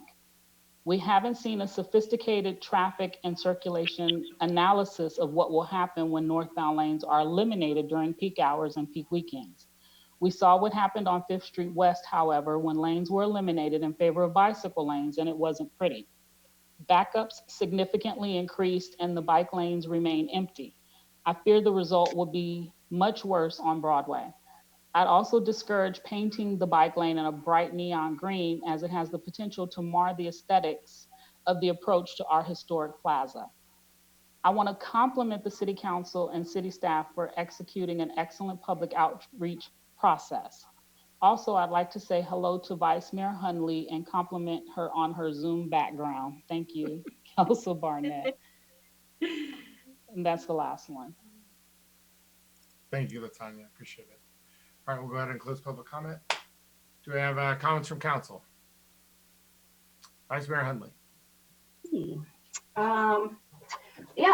Thank you, staff, and to our engineer and everyone that's been working on this. It was really nice to see so many people gave their opinions. I find the data is really interesting, but I do think that part of the process of reviewing it is, parsing out the people who have no interest whatsoever in riding a bicycle and the people who express that they might ride their bicycle more if the lanes were safer. And I thought that the fact about that this configuration was installed in 1956 to be not only interesting, but somewhat significant, because that was the era when the cars controlled everything and everybody was suddenly building for cars, and that's when cities became built for cars. But as long ago as our current general plan and also our circulation element, we keep saying things like we want to make Sonoma more bicycle friendly and pedestrian friendly, and feel like a small town even though we have a giant highway running through us. So I think that we have an opportunity to think about what, some things worked for 60 years, but what's going to work for, the next, probably not 60, but at least 10 or 20 years probably, as transportation starts to rapidly change. So the way I view this is looking at the future. We know that cars and individuals and individual cars is a thing of the past, and we are evolving towards other modes of transportation and getting people on the sidewalks and on the streets on their bicycles. And I don't know why anyone thinks that the Broadway leading up to the city hall is pretty, because it is a concrete wasteland. It is a huge wide patch of asphalt, and like, I don't think that by changing it, we're taking away any aesthetic there, because I've always thought it was strange. We literally have an entire lane of asphalt just sitting in the middle of the road, is not even used. I mean, I parked there once when my car broke down, but it's not even used to turn.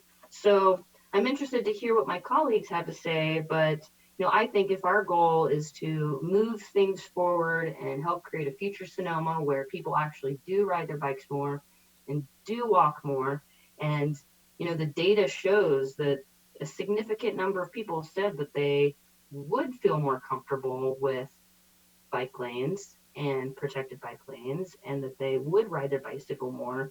So the two styles that I support are the buffered and the protected. The protected being my first choice.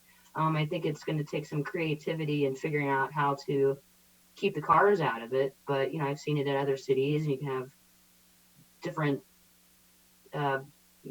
aesthetically pleasing things that you can put to physically separate the bike lane from the parking area so that people don't park in your bike lane.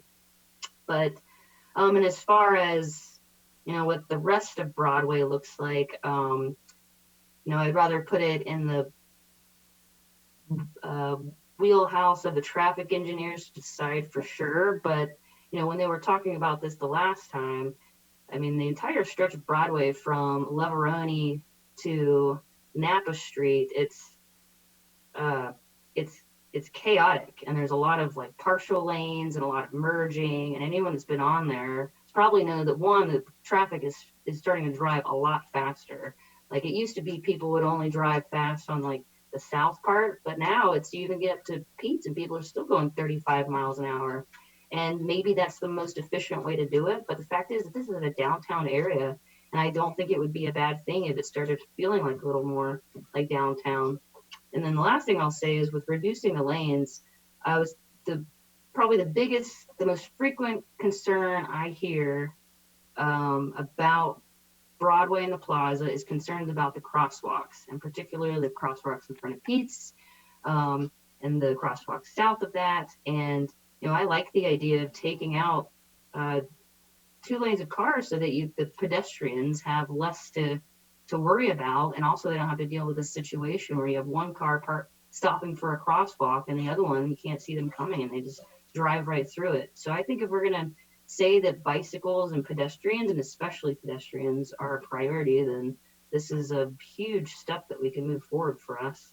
And as far as what Logan's talking about with like the south part, we are, according to our current general plan, and enlivening 4 corners and building Altamira, like we are putting more people further down the street. So I don't think it's too short-sighted to really think of this thing all holistically. But as far as any of the south half would go, I'd be interested in hearing more about the data studied with the high school and whether that would or would not be affected. But as far as where there's so many merge lanes, I just noticed that people just are driving very fast today, and I wouldn't feel bad about doing something that would slow them down, because I find pedestrians and bicycles are going to be more important going forward. Anyone else who'd like to make a comment? Go ahead, Amy. Okay. Well, I think the lot of data, probably one of our most the most input we've ever received on any item, actually. So I guess I tend to feel like the will of the people who live here is probably the most important thing. I think Logan, we're in, hot competition here, but heretofore I have been the #1 cyclist on this council. I've spent many hours on my bicycle. And I think that going north-south, actually using First Street East or First Street West as a transportation where you want to get is a much safer and also more physically attractive route to ride your bike. And I don't know that adding bike lanes on Broadway is necessary to achieve the same transportation goals. I would say like different east to west, because the bike path is beyond the plaza. That would be a great spot for a bike path. I think that's very dangerous to go on. Napa Street or Spain Street are very dangerous and need a bike path, but I don't think that the same issues exist north to south because of First Street East and First Street West being so much calmer and safer and more visually attractive. So I support keeping it the same.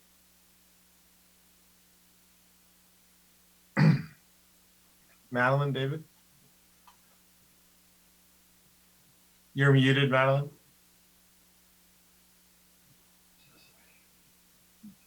What was it up? Go ahead, David. Okay. Yeah. Yeah, I'll go ahead. I actually, I agree with Councilmember Harrington. The problem that we have is Highway 12 going through the city of Sonoma has always been an issue until you change it going to Arnold, but it's going to be a state highway, and keeping the bicycles away from the traffic and making sure the traffic flows there at this point, I think outweighs anything that I have seen by any of the engineers at this point. So I am concerned about the crosswalks, and I wish that we could talk a little bit more about bump outs and things that we could do to make pedestrian safety there. But as far as, the state highway going through the city of Sonoma, we cannot change that at this point. So when you get big trucks going through and you're not having enough lanes, it's just going to be an issue, and traffic will be what happened on 5th Street East. One of the council members mentioned that. I remember watching the council back then when that discussion was made. They took parking away from residents and they put the bicycle lanes in there. Wasn't really utilized the way they thought. And I've always said keeping the bicycles in a safer area throughout Sonoma would be what I would want to see. Go ahead, Madeline. Yeah. Oh, I lost everybody. Sorry. Can you hear me? No. Yes. Oh, you can? Oh, great. Okay. So I just wanted to, I've lost everything here. So I just wanted to say it was kind of, Amy, I don't want you to gag when I say this, but the standard reminds me of the leaf blowers. It's very equal on how people felt with respect to leaf blowers, and standard, it was 42 and 40%. No and yes, I don't know. Yeah. No was 42% and yes, 40, to leave it the same or whatever. With respect to buffered lane for bikes, I prefer the buffered lane. I don't know if you said this already, Logan, at the curb, because I think to put the bikes out at the traffic, it's an unfair advantage with a $3,000 or $5,000 vehicle with a bicyclist, close to the traffic. And I guess I don't know first, and I think someone made a mention about 5th Street West, which I think was the biggest mistake that was ever made here. And I don't even know, I don't have a history for it, but I don't think it works the way it was supposed to.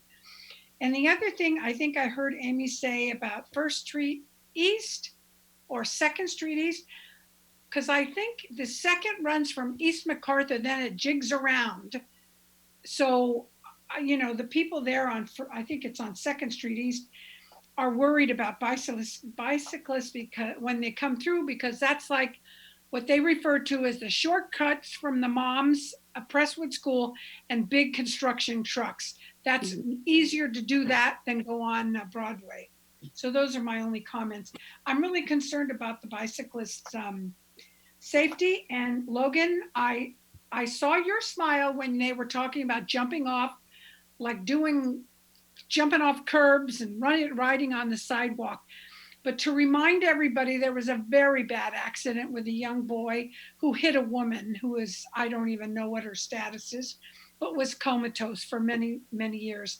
I don't even know if that poor lady is alive. But so I've never seen kids really ride on the sidewalk. But those are my comments. Thank you. So do you have one of the three that you support? Well, I'm actually pushing towards standard, but I think if we're going to talk about buffered, I would prefer that bicyclists be on the curb. There's three. There is standard, buffered, and parking protected bikeway. So, buffered seems good to me. I worry about closing down lanes, but I think your suggestion might make some sense to me. But, I think there's further time for us to actually look at that. But thanks. Thank you. Okay. So, I mean, there is a problem, I think, on Broadway with cyclists riding on the sidewalk. When Colleen and I were out there during the farmers market, walking people along Broadway, we saw a group of 5 or 6 kids riding along the sidewalk on Broadway. And it is very dangerous. And we have a lot of people who like to walk along that sidewalk. And so providing some amount of safety for them in the roadway is important. I think it could also be helped with a bit of enforcement there to try to move the bikes off. There's a variety of ways that we could solve that problem. I also agree with Councilmember Harrington that the public's voice is important. And however I may design the city, I have, definitely strong opinions of increasing more bike accessibility. I support that. I think that sounds wonderful. But 61% of the citizens that were surveyed said that they don't want it. And that's important for me to consider as a council member, I think.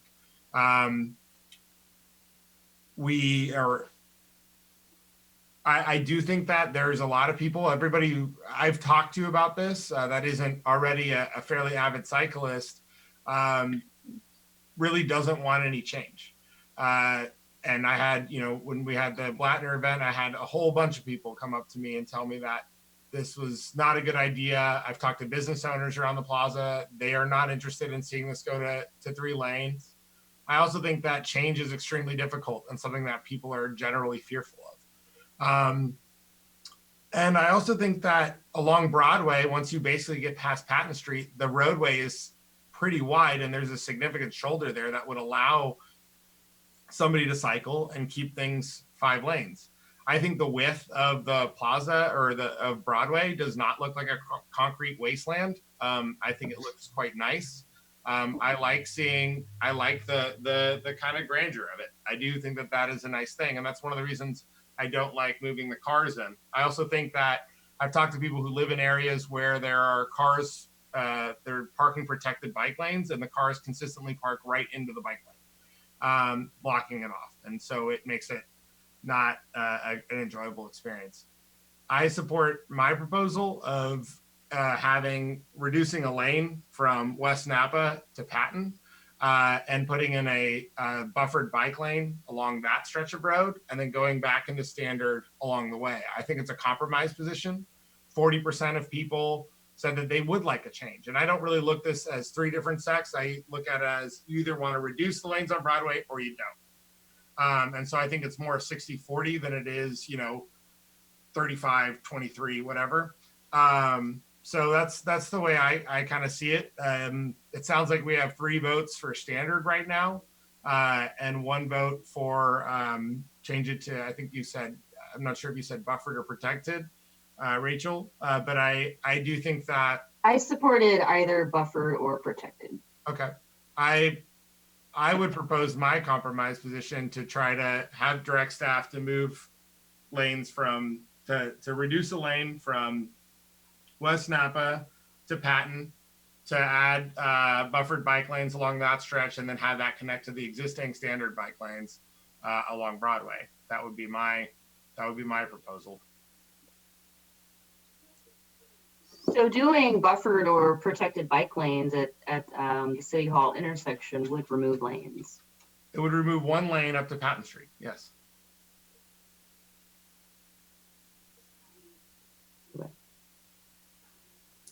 Are we And then taking we go back to 5 taking lane on this on a motion, or what are we doing? Yeah. I could move that direction. I don't know if there's. No, but are you seeking general direction, or are we taking a vote? You're on mute, Kathy. Yeah, so sorry. Yes, no, we are looking for a vote. We were fortunate to be able to have a couple of extra weeks here. We were supposed to bring this to you on April 6th. It's the 20th. So we got a little extra time from Caltrans, but we do need to know the direction.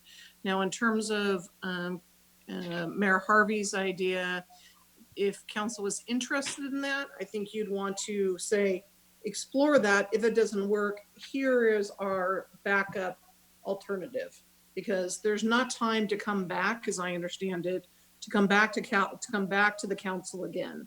So you need, if there are two options, or a preferred and a backup, you can do that, or you're sending one option as your preference to Caltrans for them to decide. Can I ask a question? Of course. Sure. Is it permissible under the Brown Act to suggest a third, different possibility that was not agendized? Is that okay? Because the broad topic is how should we do it, or? I think it was written, the way this was put together was a variety of restriping. We could always take a 5-minute break, caucus quickly with our legal counsel if we needed to do that. Jeff is available if we needed to do that. Let me look at kind of the actual agenda, because it was not agendized as one of 3 options. Okay. It was agendized as discussion, consideration, Broadway, other results, and possible direction for a paving and restriping project. So the overall agenda, I think, was written wide enough. It didn't just say 3 options. So I believe we are fine in terms of the Brown Act. But we could always take a 5-minute break, do a quick caucus with legal counsel if necessary. It's fine with me. Not the 5-minute break, but just the review. So you would like it reviewed with legal counsel? No, I don't. I don't. Okay. Good. I mean, other reasons I support the proposal that I'm suggesting is that their 2 main pedestrian crossings are really, in my mind, at Broadway and West Napa, or Broadway and Napa, and at Patton Street. Those are kind of the 2 main places that people are crossing, right across from Pete's, and then the other intersection at Broadway. And we would be able to reduce that travel time significantly by reducing 1 lane for that direction. And it would also slow down a certain amount of traffic there. I agree that speeds on Broadway are extremely high. But the public doesn't support, and doesn't sound like we have broad council support to reduce 2 lanes for the entire length. So I support whatever buffered or protected bike lanes I can get, and if that's only part of it, then I would support that plan too. Yeah, and I just wanted to note that we've discussed a lot about pedestrians and bicycles and in the old chamber, and there's been a lot of support for it, and this is an opportunity to make a really big step towards actually making Sonoma more bike and pedestrian friendly.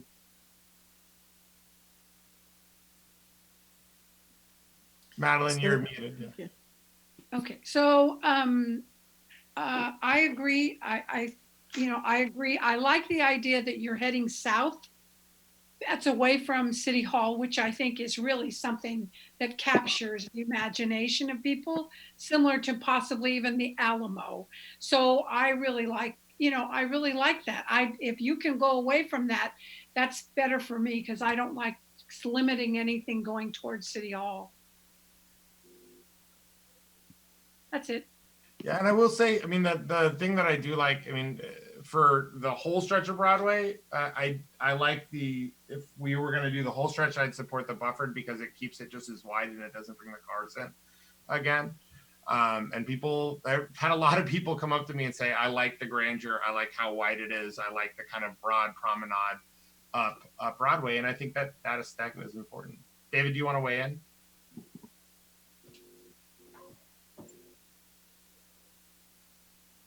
You just muted yourself, David. Oh no, I've already weighed in the way I feel. I don't. Your proposal, I mean, I respect it, and there's great thinking outside the box, but I would not support that. Okay. Well, okay, I'm going to move on my proposal to direct staff to move from to reduce the lane on the southbound lane of Broadway and build a buffered bike lane from West Napa up to Patton Street to connect to existing standard bike lane. Is there a second? Okay, no second. No second. Okay. All right. I'll second that. Okay. Sorry, who was that for the second? It was me. And so I imagine that this is like an idea that's going to be forwarded to Caltrans, and then they're going to look at it and do all of their modeling and check it out. And I would comment that we would work with our consulting traffic engineer to lay out something that makes sense from a traffic engineer's perspective, and then forward that request to Caltrans. I mean, Frank, just initially hearing it, what are your thoughts on it from a traffic engineering perspective? I made the comment earlier. I think the only issue I foresee is the transition. And there are two crosswalks that Caltrans is looking at their improvements at, and that's both Patton and France.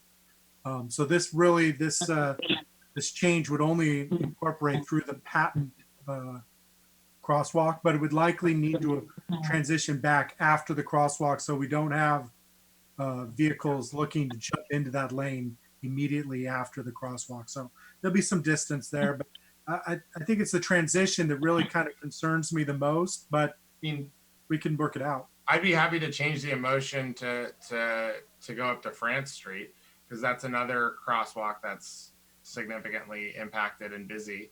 And that would, I think you're right that if we have, cars trying to do a different thing where they're trying to get around the car that's going slow in front of them to speed up along Broadway, I think that might be amenable. I'd be happy to change the motion there. That's fine. Mayor Harvey, I don't know whether Caltrans, I mean, you can take a vote to, you've heard the traffic engineering. We do have Caltrans here just to, I mean, they probably need to look at the engineering, but just if there's anything off the top that says no, does that make sense to hear from them? Or if they're not raising a flag, maybe that's okay. Yeah. I mean, it's from a traffic flow perspective, we're keeping 2 lanes going northbound the entire way. So the traffic flow going northbound is exactly the same as it exists today, right now. The only change is southbound is going to be 1 lane from the plaza to after France now, and then it'll go back to 2 lanes, and all the way back to MacArthur, it's going to be exactly the same as it currently is. So from MacArthur to France, it's exactly the same as it currently exists as standard. And you still have good bike lanes there, and it's going to be paved out and great. And then, so to me, it seems to make some sense. But I'm not a traffic engineer, of course, as it was noted by the public commentary. Go Since ahead. Caltrans isn't Yeah. piping up, I'm assuming that that's not a major red flag at this point. Sounds like it would need to be looked at. Can I have a couple words? This is Muthana. Go ahead. Yes, please. I think the crossing from where Pete's Coffee is now, we are proposing the hawk signal. So pedestrian crossing is going to be significantly safer than whatever it is now. We did try to accommodate installing those hawk signals in other locations as it was highlighted and communicated to us. In general, we would like the highway or the road to be consistent, not too many changes in it, just from driver education point of view. And we will support whatever you recommend. We will take it and consider it. But it starts by drawing those plans so we can understand them and evaluate them. The other portion that I would like to highlight is the timing of when the request comes. We are at the tail end of our design phase. And in June, we will be asking the California Transportation Commission for funding for this project. We need to know about this part before we go to the funding. So if the schedule works, that will be fine. Frank, do we think we can get this turned around and sent it to Caltrans in time? Yeah, we've got some conceptuals that pretty much are a mix of this. The three options can be modified fairly easily, so that Caltrans can be given a concept that works. And to your point just a second ago about extending this to France, the one thing I would note is you were clear about, Mayor Harvey, about the existing lane widths that are out there now, the super wide parking lane. That parking lane does extend to the France Maple Street intersection. So in your terms of extending that alternative down to France is consistent with where the roadway actually widens to the 86 feet. So that transition wouldn't be as awkward at that location. Just as a point of clarification. And I'd like to be able to, I mean, frankly, I'd like to be able to make a motion that allows Frank to kind of, you know, if there's some play there, that allows him to kind of make, but I don't want to be too unspecific where it's going to be, okay, now we're going to do the whole thing, you know, if we're making them that motion. So, okay, great. So it seems to make sense to you, Frank. It seems like we can get it to Caltrans in time. So, and then Kathy, you wanted us to have a secondary option.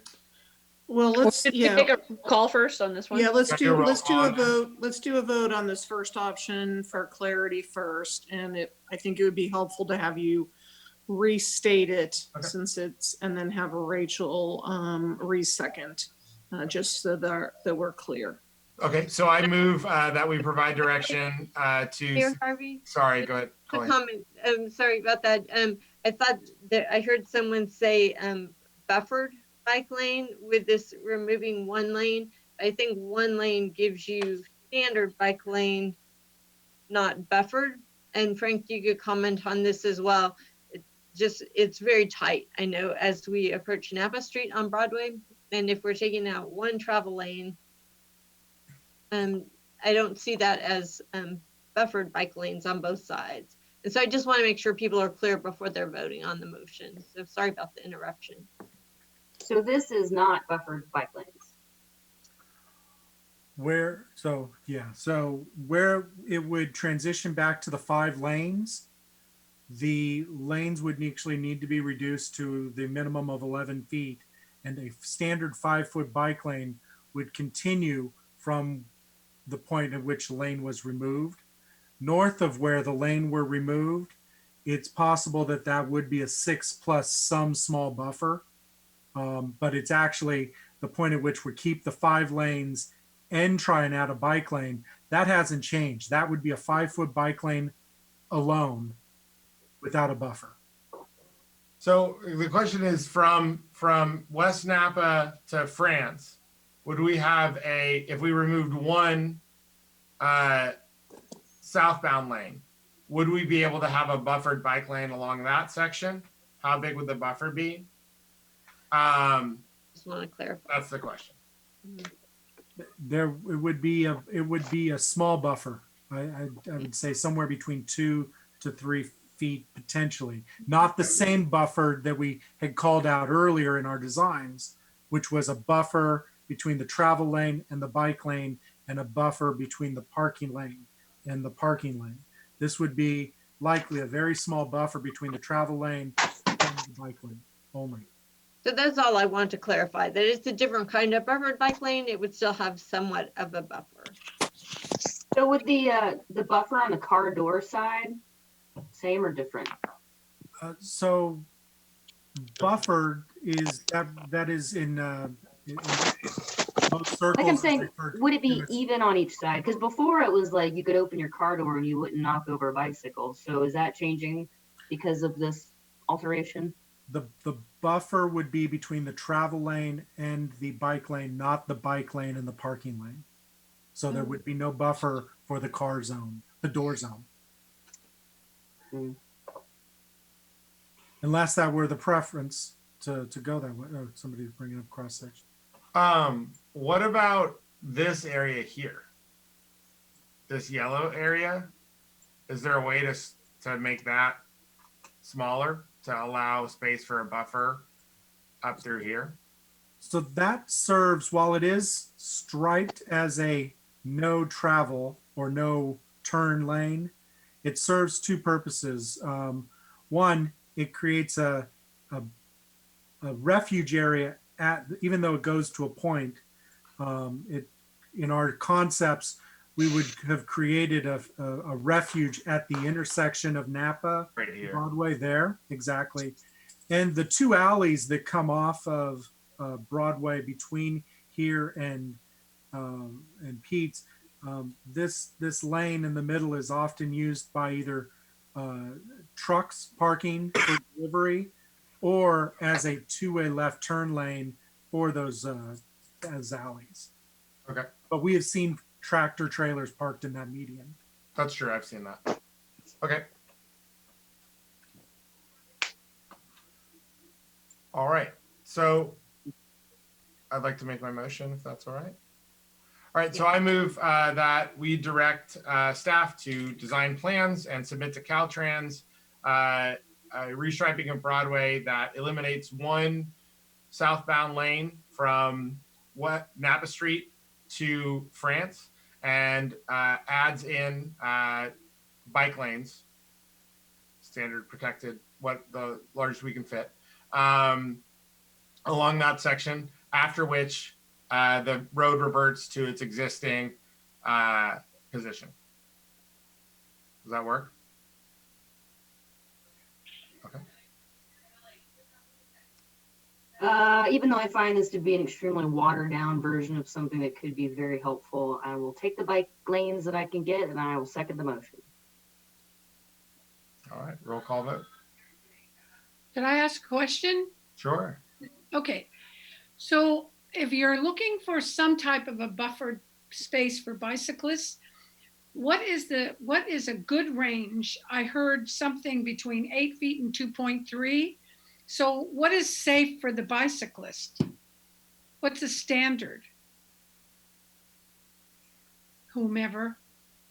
So what we had done with the buffered in the past. So a standard bike lane, minimum standard bike lane is 5 feet wide.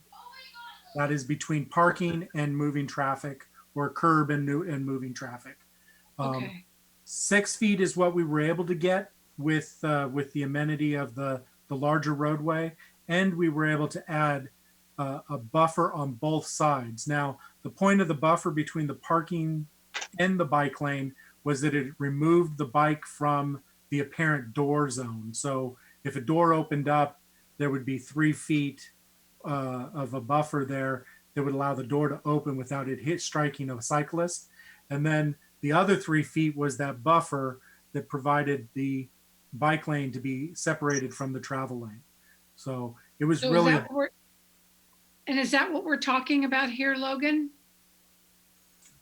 I guess Frank would probably have to answer that question. I think we're talking about a smaller buffer because we're only removing one lane of traffic versus two. Yeah, it'll be slightly narrower than that. It'll be narrower. And I guess I missed this. Is it on the curbs? Is it at the curb? It's not a protected bike lane. The bike lane that we're talking about, as I understand it, would be between the moving cars and the parked cars. And there would be a few feet buffer between the moving cars and the bike lane. There would be no buffer between the parked cars and the bike lane. Okay, thank you. Maybe, Roll call. roll call. Rebecca, can you unmute? Councilmember Agarmati. Can you hear me? Do it again, please. Councilmember Agarmati, Aye. Councilmember Cook, No. Vice Mayor What did you say? What? Henley, Aye. Councilmember Harrington, I appreciate the effort, but given that it hasn't been studied, isn't engineered, and wasn't discussed with the public, I'm going to vote no. Yes. You're really breaking up, Rebecca. It's almost impossible to hear you. I think my signal on my phone is going. Oh. So that passes, the motion passes 3-2. So I would recommend at this point you have an alternative, a second vote in case this engineering is not doable, so that there is the backup option as well. I move to support protected bike lanes. Uh, Protected bike lanes along the entire length of Broadway. What's that? I move to support parking protected bike lanes along the entire length of Broadway. Well, okay, I'll second that. Well, that's what I wanted the whole time. Roll call. Councilmember Agarmati, No. Councilmember Cook, No.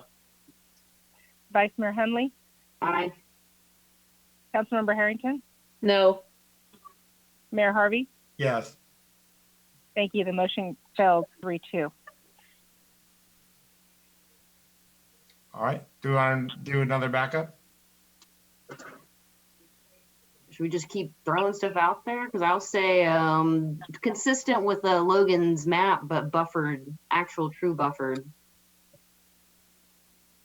Which would mean Can we moving do that? I don't think there's. I think there's room.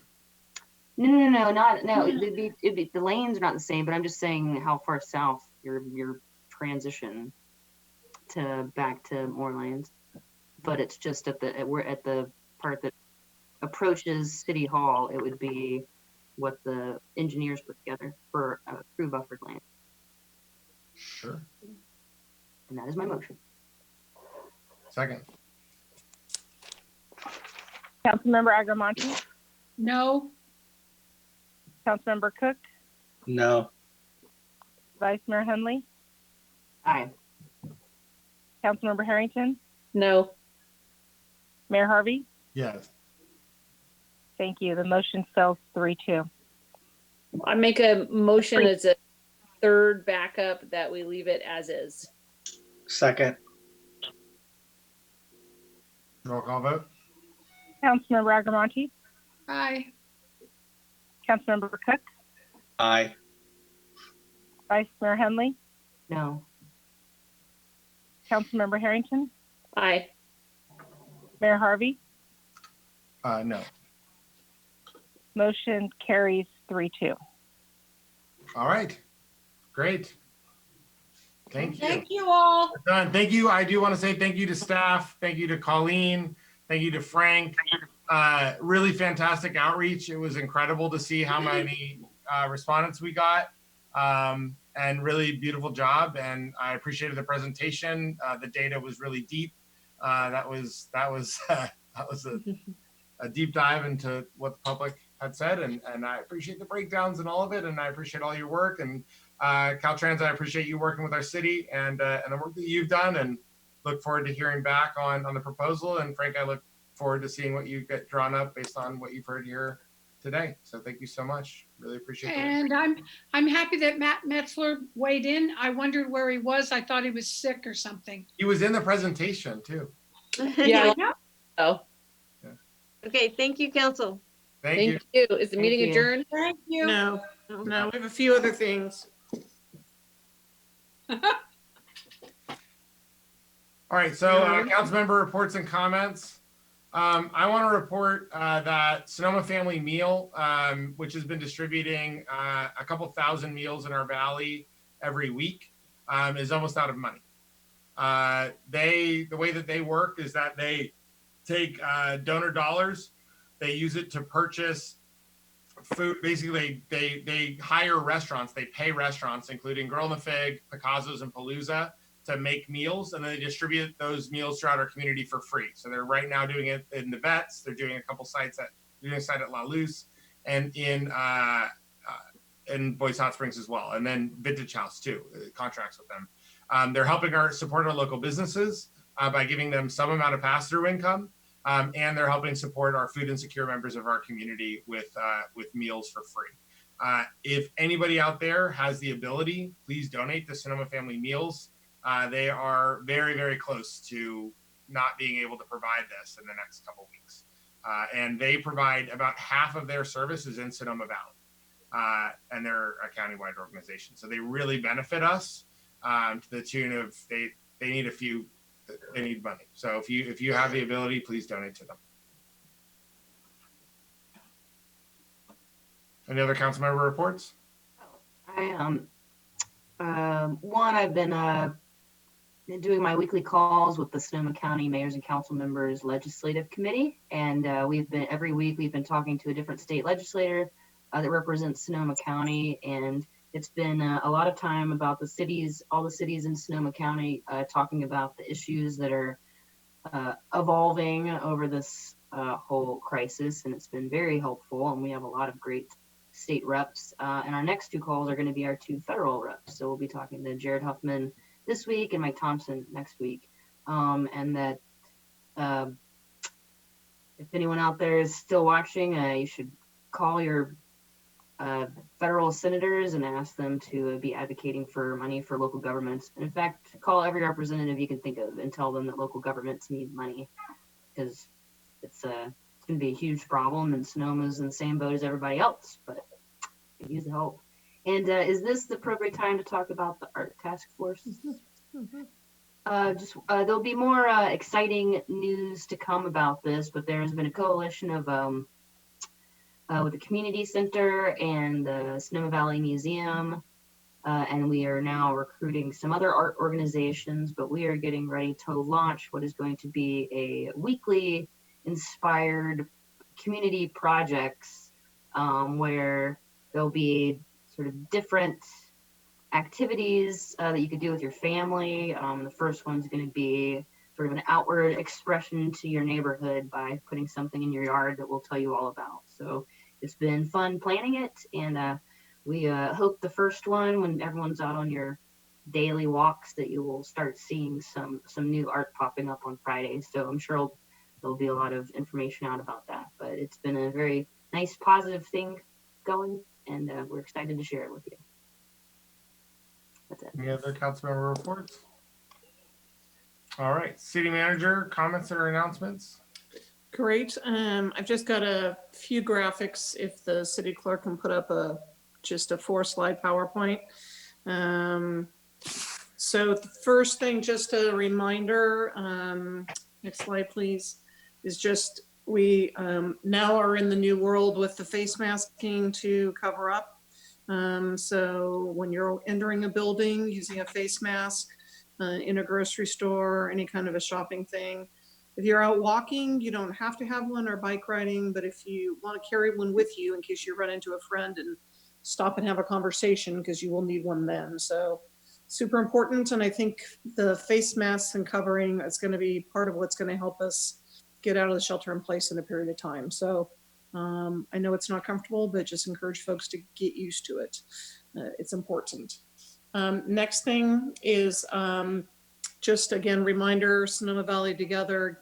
These are the information about our the food calendar, and the other need there is that some of the food groups are reporting is volunteers.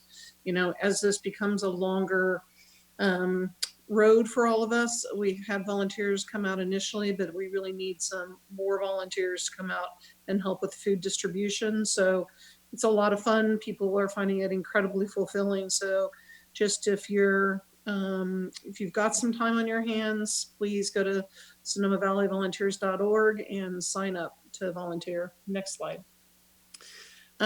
Their Redwood Empire Food Bank is going to be back in front of City Hall on Friday, April 24th from 11 to 4.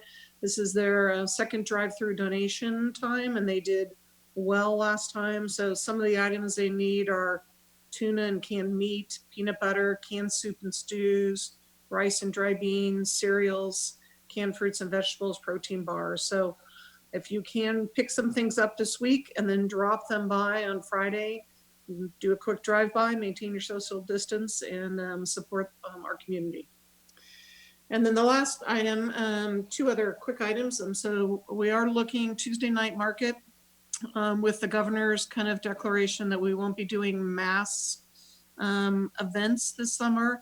We are kind of suspending. Maybe we'll be able to reopen a little later, but at this point we are suspending our traditional, wonderful, fun-filled Tuesday night market. We are going to be coming out and just doing kind of a farmers only market so that we can bring more produce and help our local farmers. We're going to try this for a month or two. We're going to be doing it, it'll be a little earlier, like 3 to 6:30 in the parking lot behind the Little League field. And we'll see how this works to try to bring additional fresh produce to our community. But our traditional Fun Tuesday night will be put on hold until we can have some more mass gatherings. So, and then the last slide is Earth Action Week. This is this week. There's a lot of great things. We wanted to have a real Earth Action Week we had planned, but it all went virtual. So I want to thank our sustainability coordinator, Travis Wagner, and Sarah Tracy on our PIO team for putting this together. There's games, suggestions, tools. If your kids are home, there's definitely some youth-oriented activities. And so really encourage folks to think globally, act locally, and do some of this good Earth Action Week. One of the things also partnering with Sonoma Ecology Center, it's their 30th birthday, and they were started 30 years ago on Earth Day.